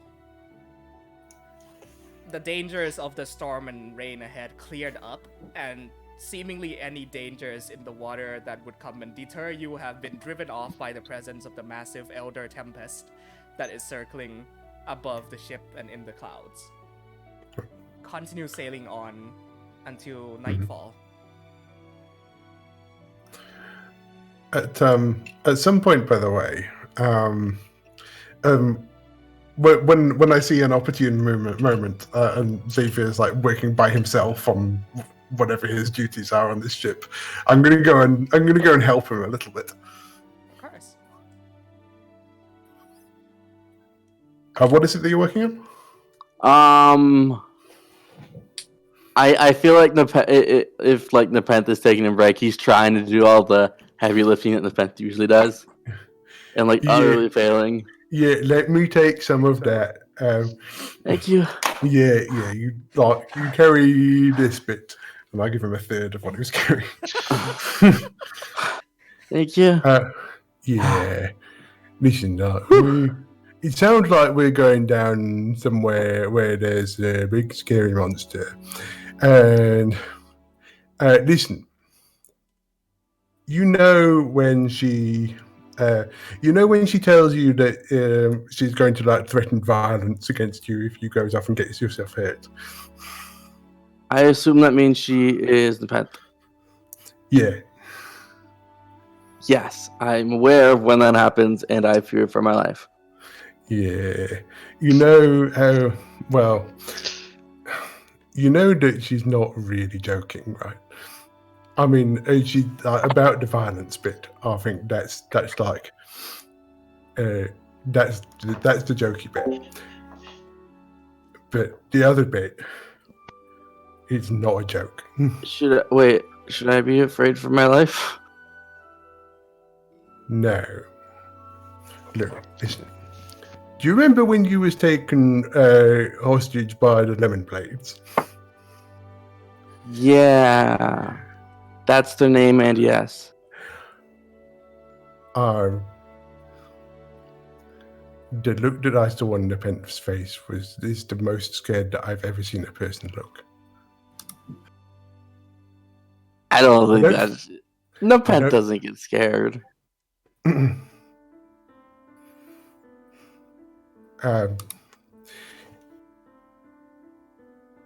I'm just saying that if I had someone that looked as scared for me when something went wrong, like I would take good care of myself.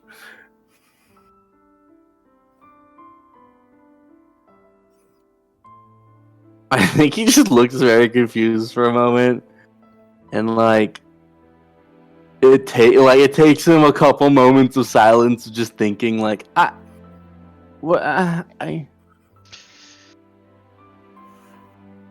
okay,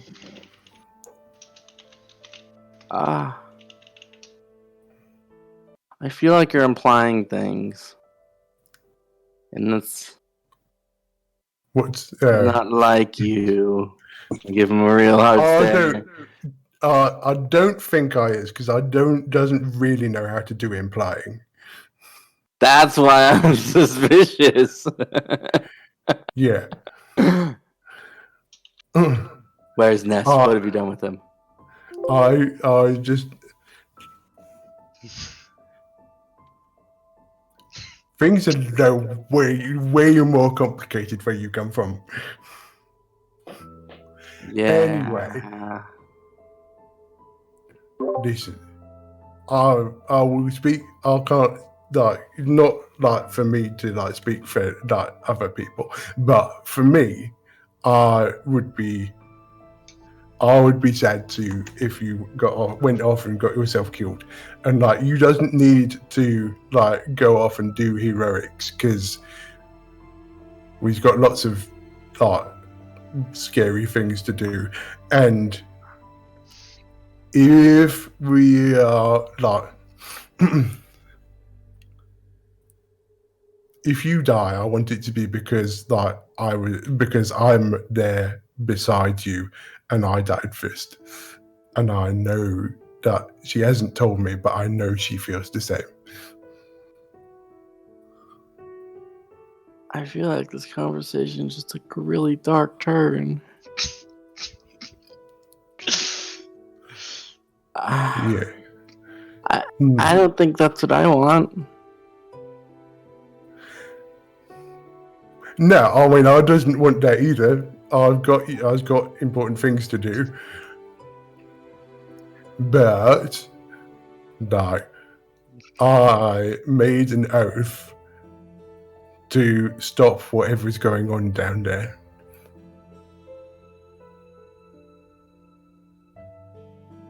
And so if that's what it takes to make that happen, then I won't come back out of the water. And I'm scared to think what would happen if I didn't come back out and didn't make it to dry land. But it might be okay. There's more life down there than I thought there would be.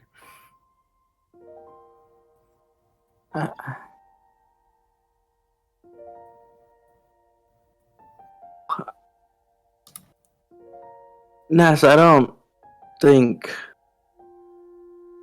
there's any world where you're not walking back onto land. Not one that I'm gonna let happen. Yeah. Well, I hope so. And he puts down whatever he was holding and looks out into the water.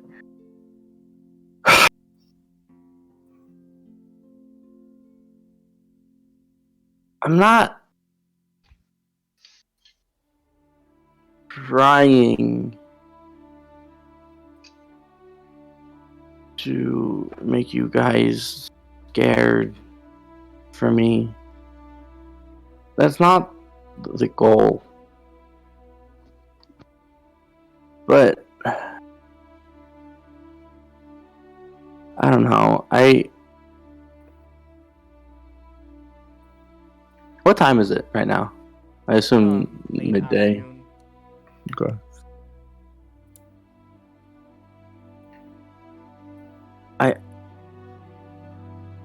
I know that you want me to hide behind your shield.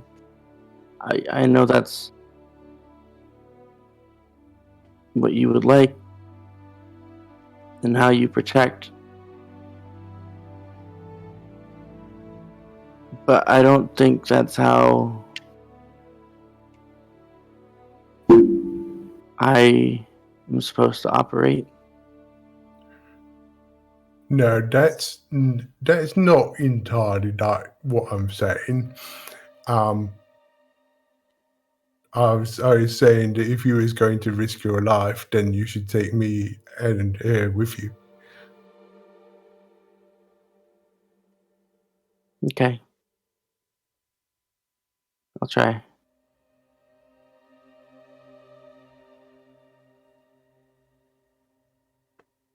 We got a good wind. Sound of waves crashing against the side of the Ventus, winds pulling taut on the sails. You progress. Memories, promises, bearing weight on your shoulders as you move past into the horizon. Eventually, night comes. You stare up into the starry sky. Sparkling summer moon. Stars overhead. A small fire is built on the deck of the ship, to where cooking pots are brought out and the sound of chatter sounds atop the deck as all of you settle down for the night's rest. One moment. Okay.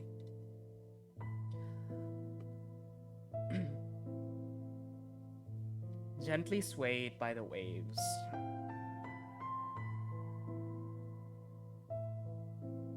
you watch Tiber, almost with a look of resolve or, you don't know, confusion, a certain semblance of purpose about him. He looks towards Nepenthe and says, "Where I come from, Ventus Ferrum, it means the true wind.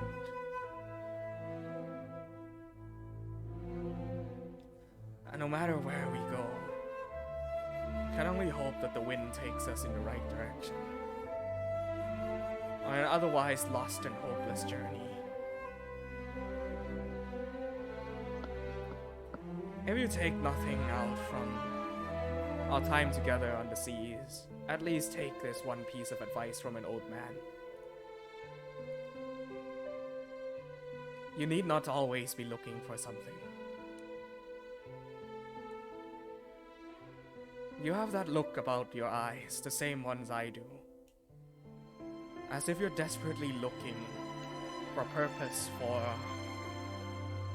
anything to grab onto, something that gives you meaning. But from what I've seen of you, you already have plenty of meaning all on your own. You're driven by a purpose. You may not seem as lost as you think you are.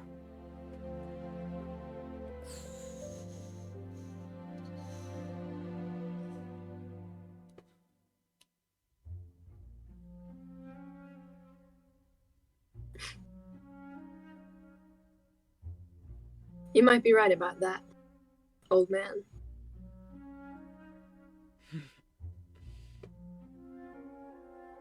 I may be old for a man. God knows how old you are for an elf, but wisdom in years does not always make up for experience out in the open air, out in the seas. It's one of the best feelings you can get. Might I entrust something to you? A thought. Sure.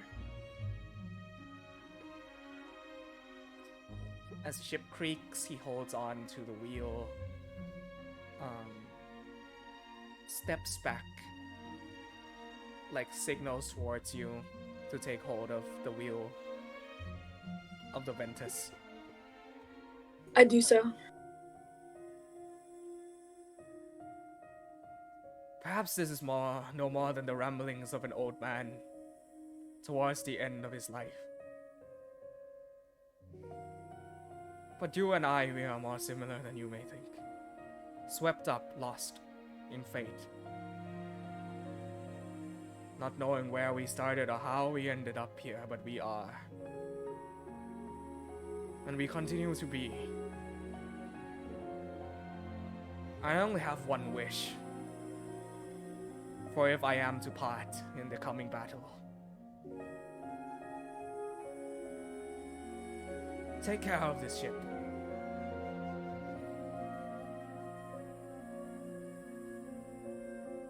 The Ventus Ferrum, the true wind. If it would be anybody, I would leave it in your hands. You are...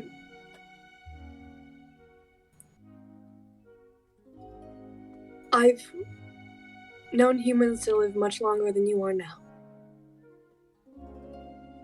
You'll return to your ship.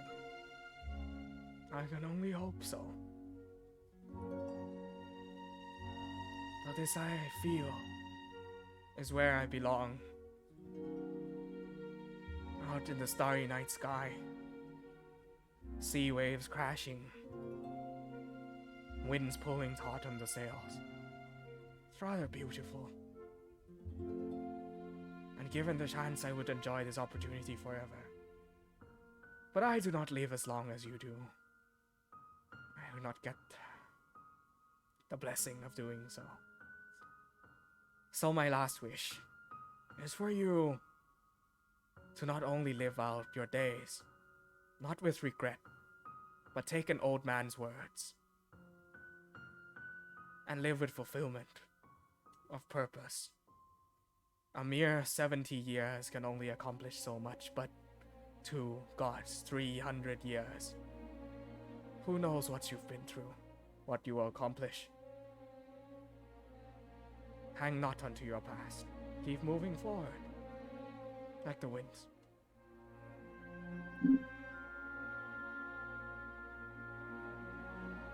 I'll try to fulfill your wish. Takes his straw hat off, places it on your head. Goes below decks.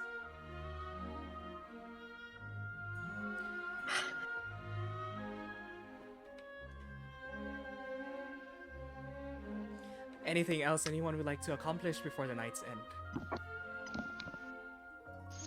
So are we all like sitting around the fire and whatnot?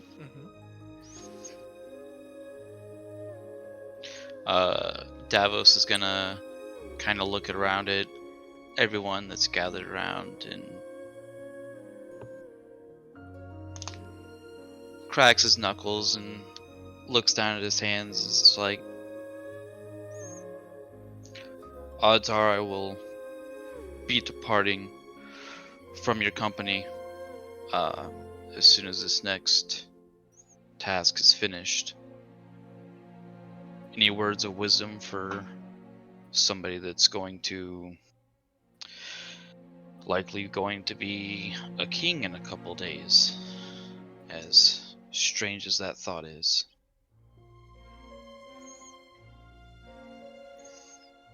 Perhaps you adventurers have some words of wisdom that you can share.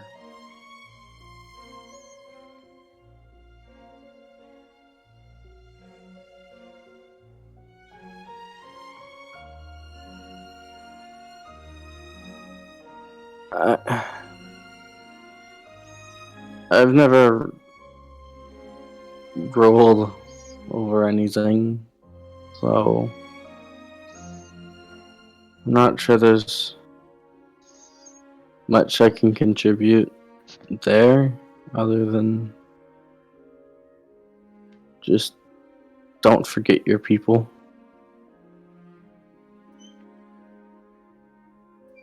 I think that's something that many in positions of power often lose sight of.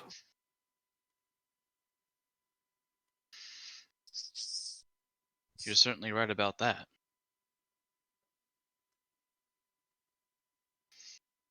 I've heard plenty of horror stories. Mm-hmm.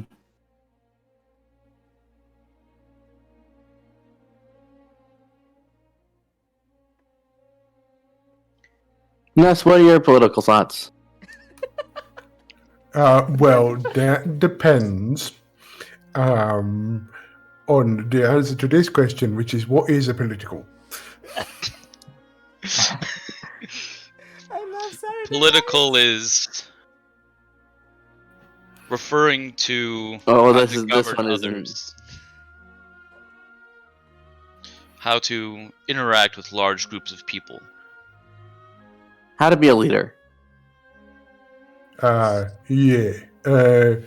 I would say that Amal used to say that you should always listen more than you talk.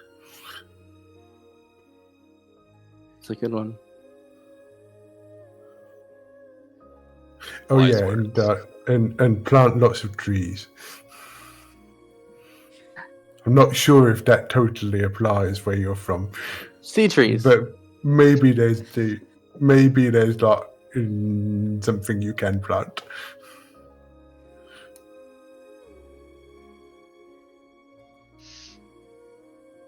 There's a certain amount of wisdom that comes with that, even if it's not 100% applicable under the sea. But maybe it pertains to friendships and connections as much as it does for actual plant life.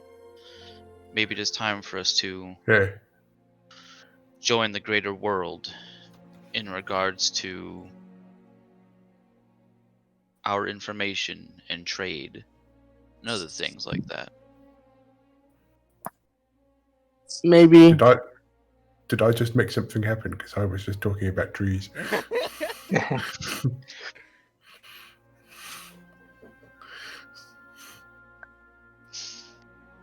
Be aware though, those ties come with a lot more than just trees.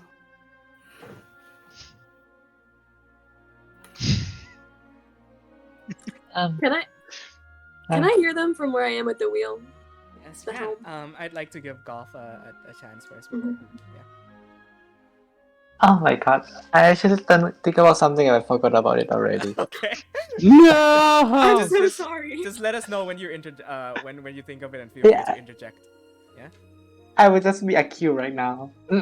Okay. Yeah, Well, I heard that the bird flies in a flock better than alone. So if you were a king, I think you will need to have friends. What I will say is just that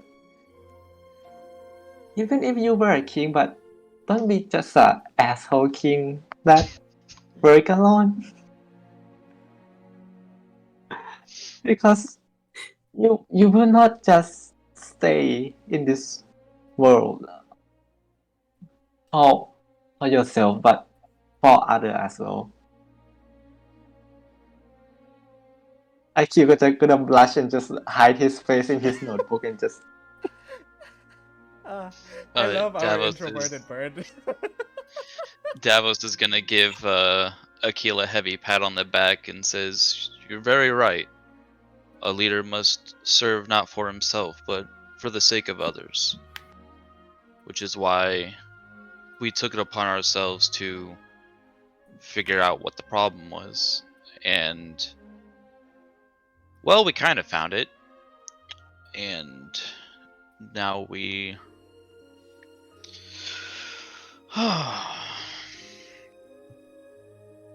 Tragedy aside, we have an opportunity to set things right. I feel like there are some very profound meanings coming out of plant trees and don't be an asshole. Nase amba. That's fine. That is our motto. Yeah. I'm gonna pluck one of my most common filler and give it to him and I know this will not be very easy from now on, but I hope that the Lady of Luck be with you and bless you with protection. Yeah. Yeah, I hope you will succeed in whatever you wanna do and whatever it's going to be. Thank you, my friend. Nepenthe, you wanted to say something? From the helm, very obviously looking straight into the horizon, not at them. Davos, the loss will never go away. But I'll give you some advice that my father gave me that I never listened to.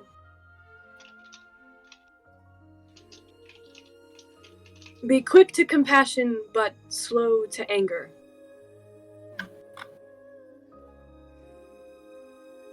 It might serve you better than it did me.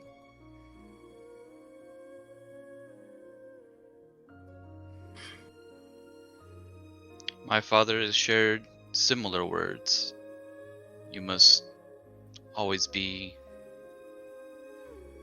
kind and forgiving, and more merciful than you are vindictive. It is good that those words echo above the seas as they do below.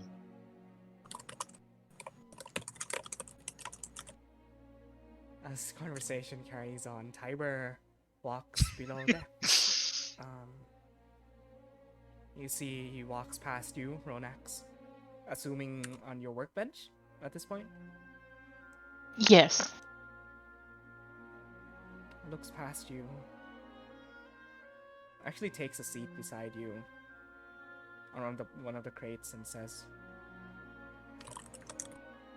"The world is indeed round. How is it that you come to have known my old friend? Gods, how long has it been? 60? 50 years.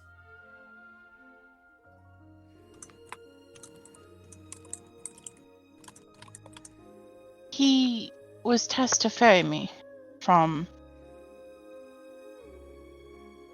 one place to another, and simply the time that we had afforded me the ability to get to know him a bit. Nods. Old chap is doing well.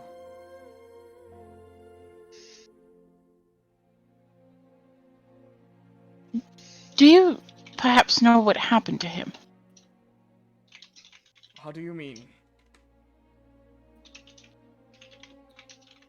When I got to know him, at least, he made mention of a wound. It was gnarled. And We all know the one. Berlian warship. Assumingly used to command the fleet.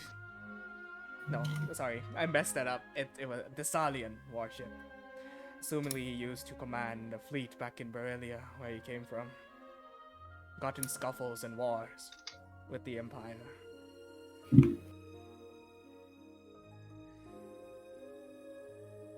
I was not there when it happened, though I know the story.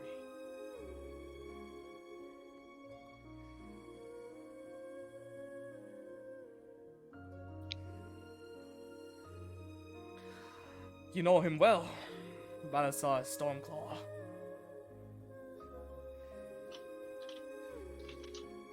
Even gave you his code.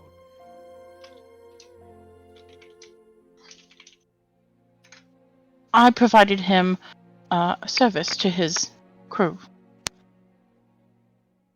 Traded goods for goods. It's good to hear. I had left the Blue Gale in a bit of a sorry state. The loss of his daughter had weighed heavy on the man. The ship was in shambles. He would refuse to pick anything up. Nothing. I was afraid he would never sail again after that.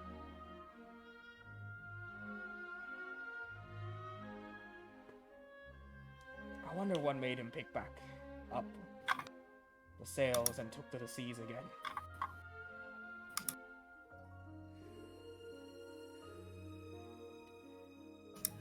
I'm afraid I don't know. It boggles my mind as well. That night, this was when Kyrie was still with us. Or we chased the storm out, back into the sea. Before pursuing it, we found a young man adrift in the open seas, a half-orc. Do you know of him? Vork. Yes. Varric Storm. Aye.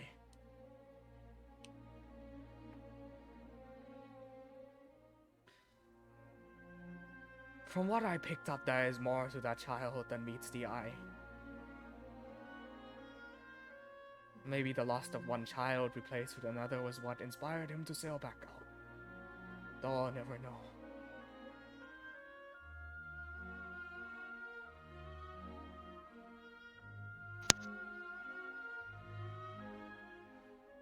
You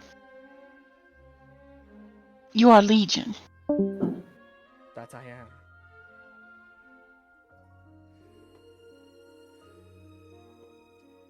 Why? Why did you leave?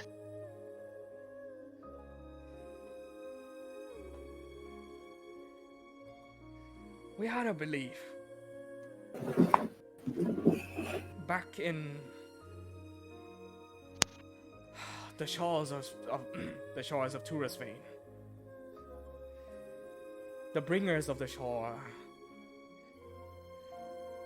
once shared stories that if one's name was to be called by the mountains, the heaven steps, I'm sure you've heard, it would mean that the gods have beckoned towards that man's own soul, his very being, that he was determined for a greater purpose. And I was led to believe that my name was called on a certain day, and as I ascended the heaven steps and came back down, I don't know what I saw, but a duty was laid out before me. And so I left. I left my family and my home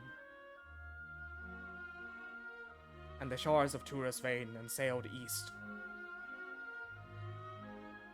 I never looked back.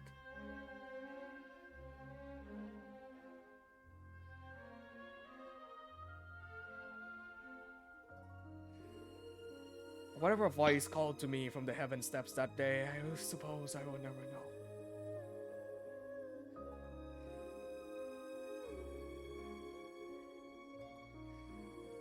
Do not intend to go back.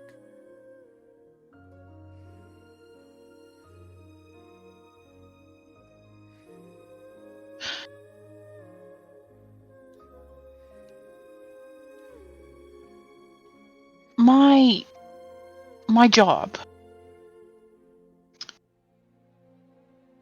is not as simple as archaeology. Simply a desire of mine, that is. What my real job is, or what I hope for it to be, is to aid your people, the Legion.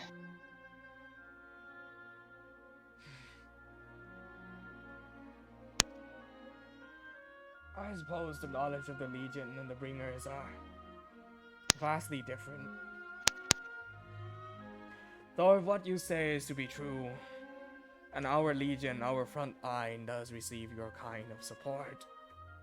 Looks at the gun on your table.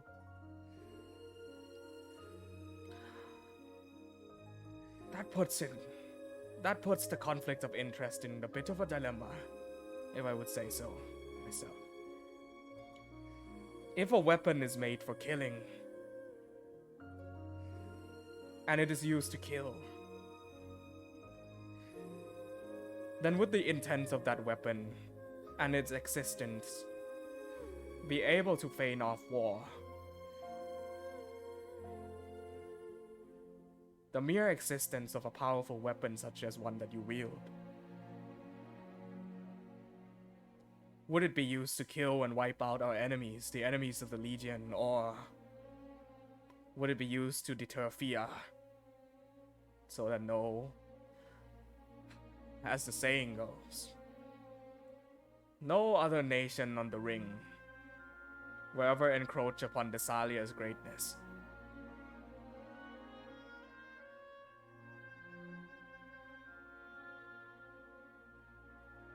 Her jaw sets a bit.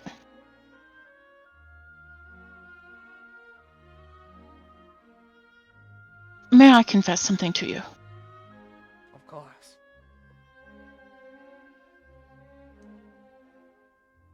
If I may, one Desalian to another.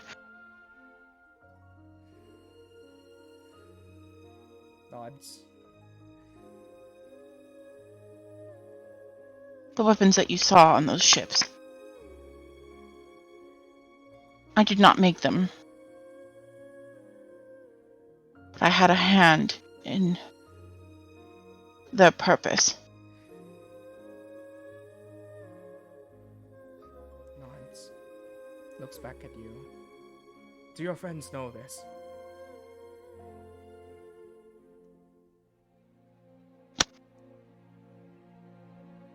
Quite frankly, I don't know what they know. I know that they, well, one of them, knows of the schematics. I shall not step But- a foot in. Sorry, go ahead. No, you go. I shall not step a foot in the affair of nations. I am long removed from their scuffles, but I will say this. Should a weapon be made and used, put into creation, handed over so that these individuals may produce again and again these weapons.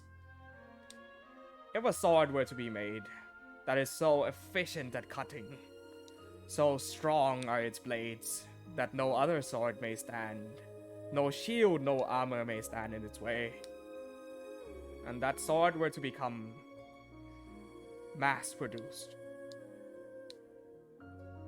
Of course, the schematics of that sword, handed from one hand to another, may not feel yet its effects, but who knows, in 10 years, what if everyone wields that same sword? Looks at your gun.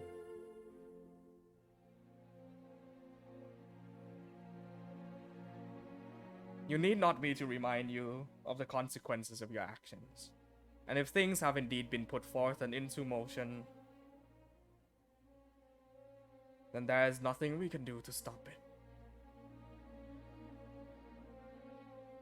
Except for being along for the ride to see where it may end.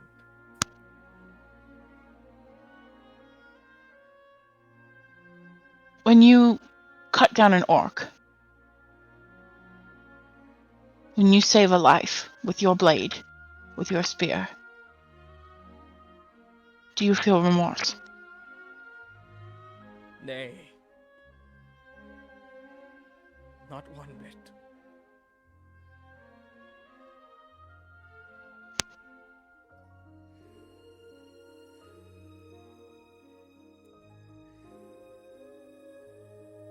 Think well. The great strides in which nations move forward may largely depend on the simple movements of a few hands and some pieces of paper handed off from one hand to another. So be careful in whom you place your trust. And those around you should also be careful in whom they would be able to trust.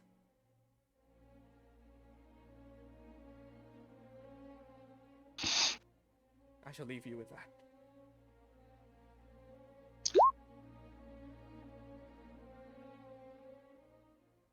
He is well.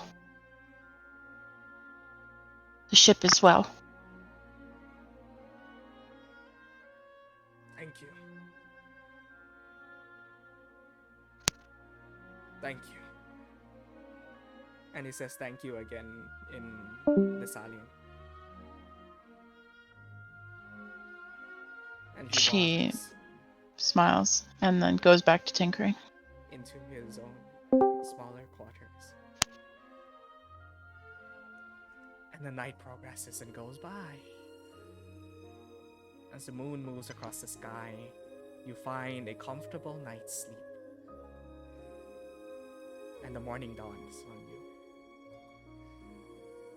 Sun slowly rising up from the horizon. A warm wind greets and blows onto your face and body.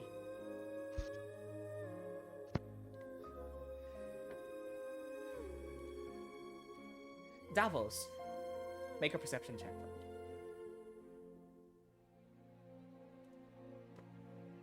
sure all my stuff is bad. Damn. All of my stuff is bad.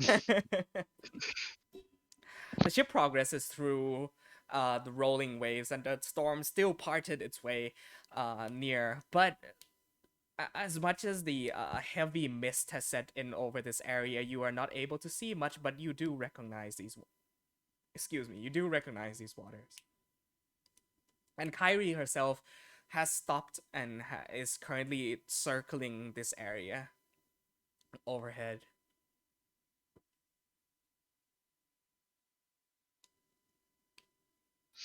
We're getting close. Davos kind of stands on the bow of the ship, trying to peer into the water to see if he can find the combat whale. Moment goes by. Second moment goes by. And you're greeted with absolute silence. Waves crash onto the deck of the ship. You hear the slight clunking of metal armor make its way up from the lower decks. As you look back, emerging from the stairs, you see Tiber in full metal plate armor. These pauldrons large covers his shoulders, red flowing cape. The armor shines and gleams despite its old age. You see these chin armor pieces that come up from his legs. You see this sort of skirt type armor, a very Roman-esque legion armor that comes down.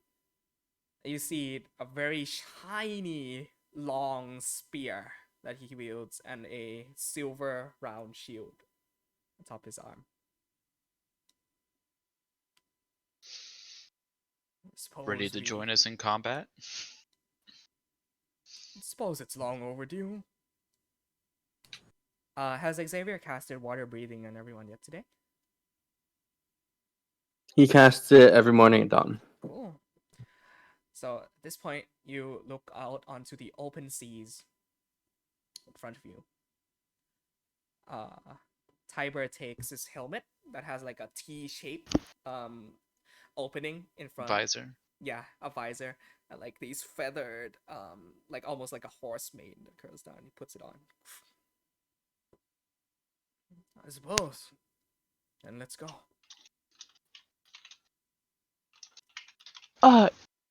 Tiber, Lady Ronax. if you would let me. And she kind of stands next to him. I feel like, in a way, she can sort of sense that there's something different about this. She kind of looks at everybody.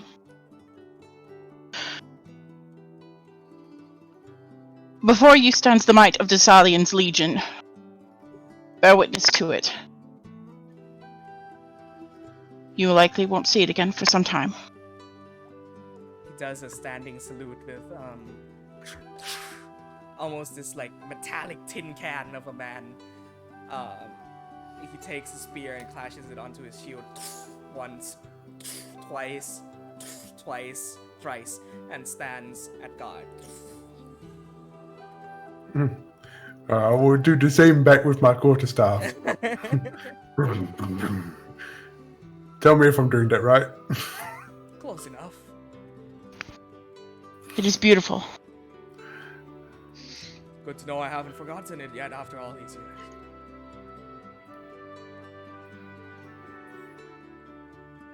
Shall we?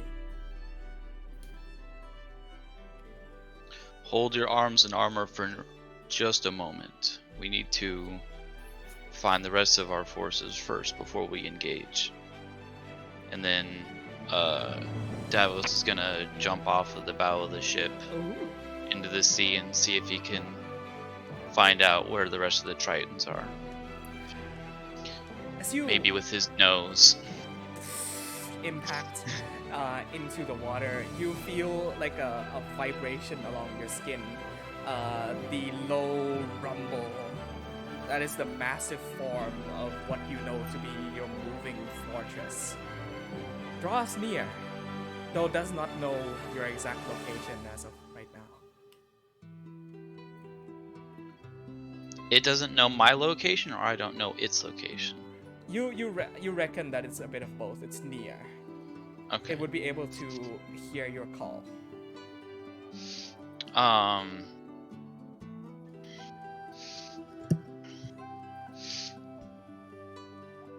Davos calls out. Tritons! I call out to you in our hour of need.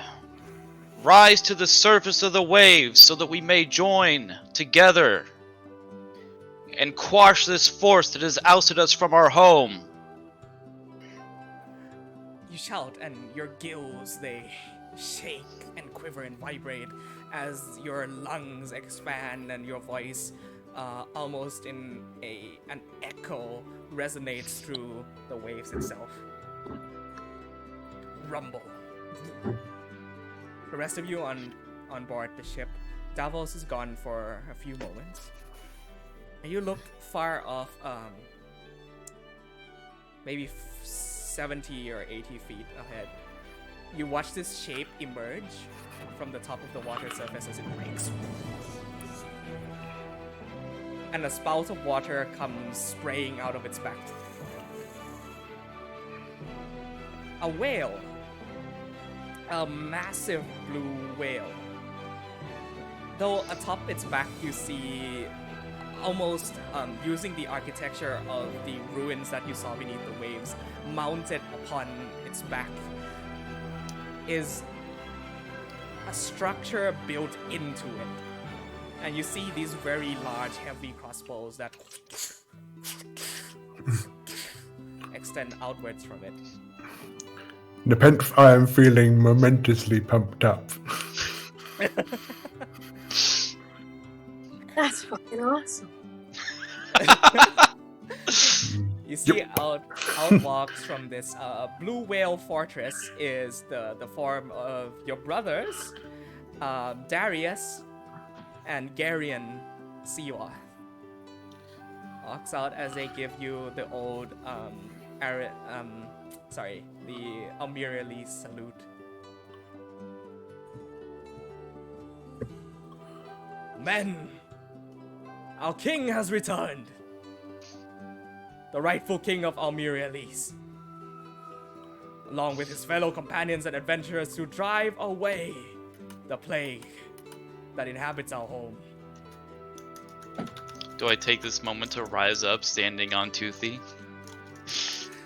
You watch as the form of Davos, your traveling companion, slowly rises up from the surface of the water, crossing his arms, and beneath his feet, standing up, is Toothy, as he opens his mouth wide. And all the crossbows tighten, and you see on the crossbows itself not these bolts of heavy steel, but these arcs of beaming light almost load themselves into the heavy crossbows atop the whale itself.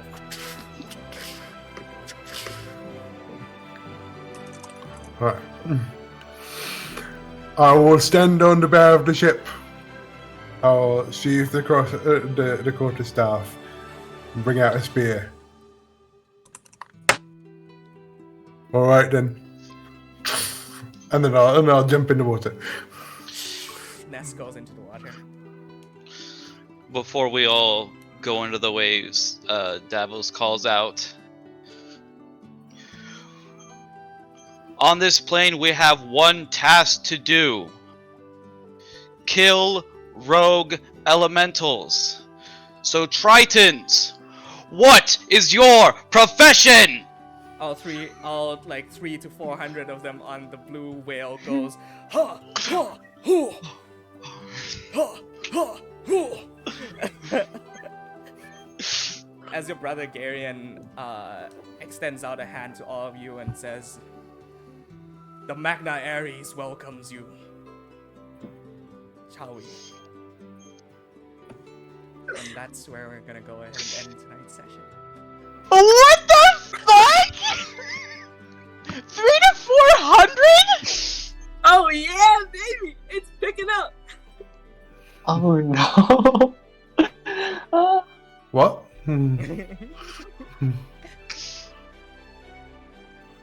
Thank you for joining us on stream today. We'll see you next week. Kingdom! as we pick back up. Kingdom! Thank you for joining us. Tune in again next Saturday, 9:30 a.m. EST. Damn. Bye. Everyone, thank you so much. Bye.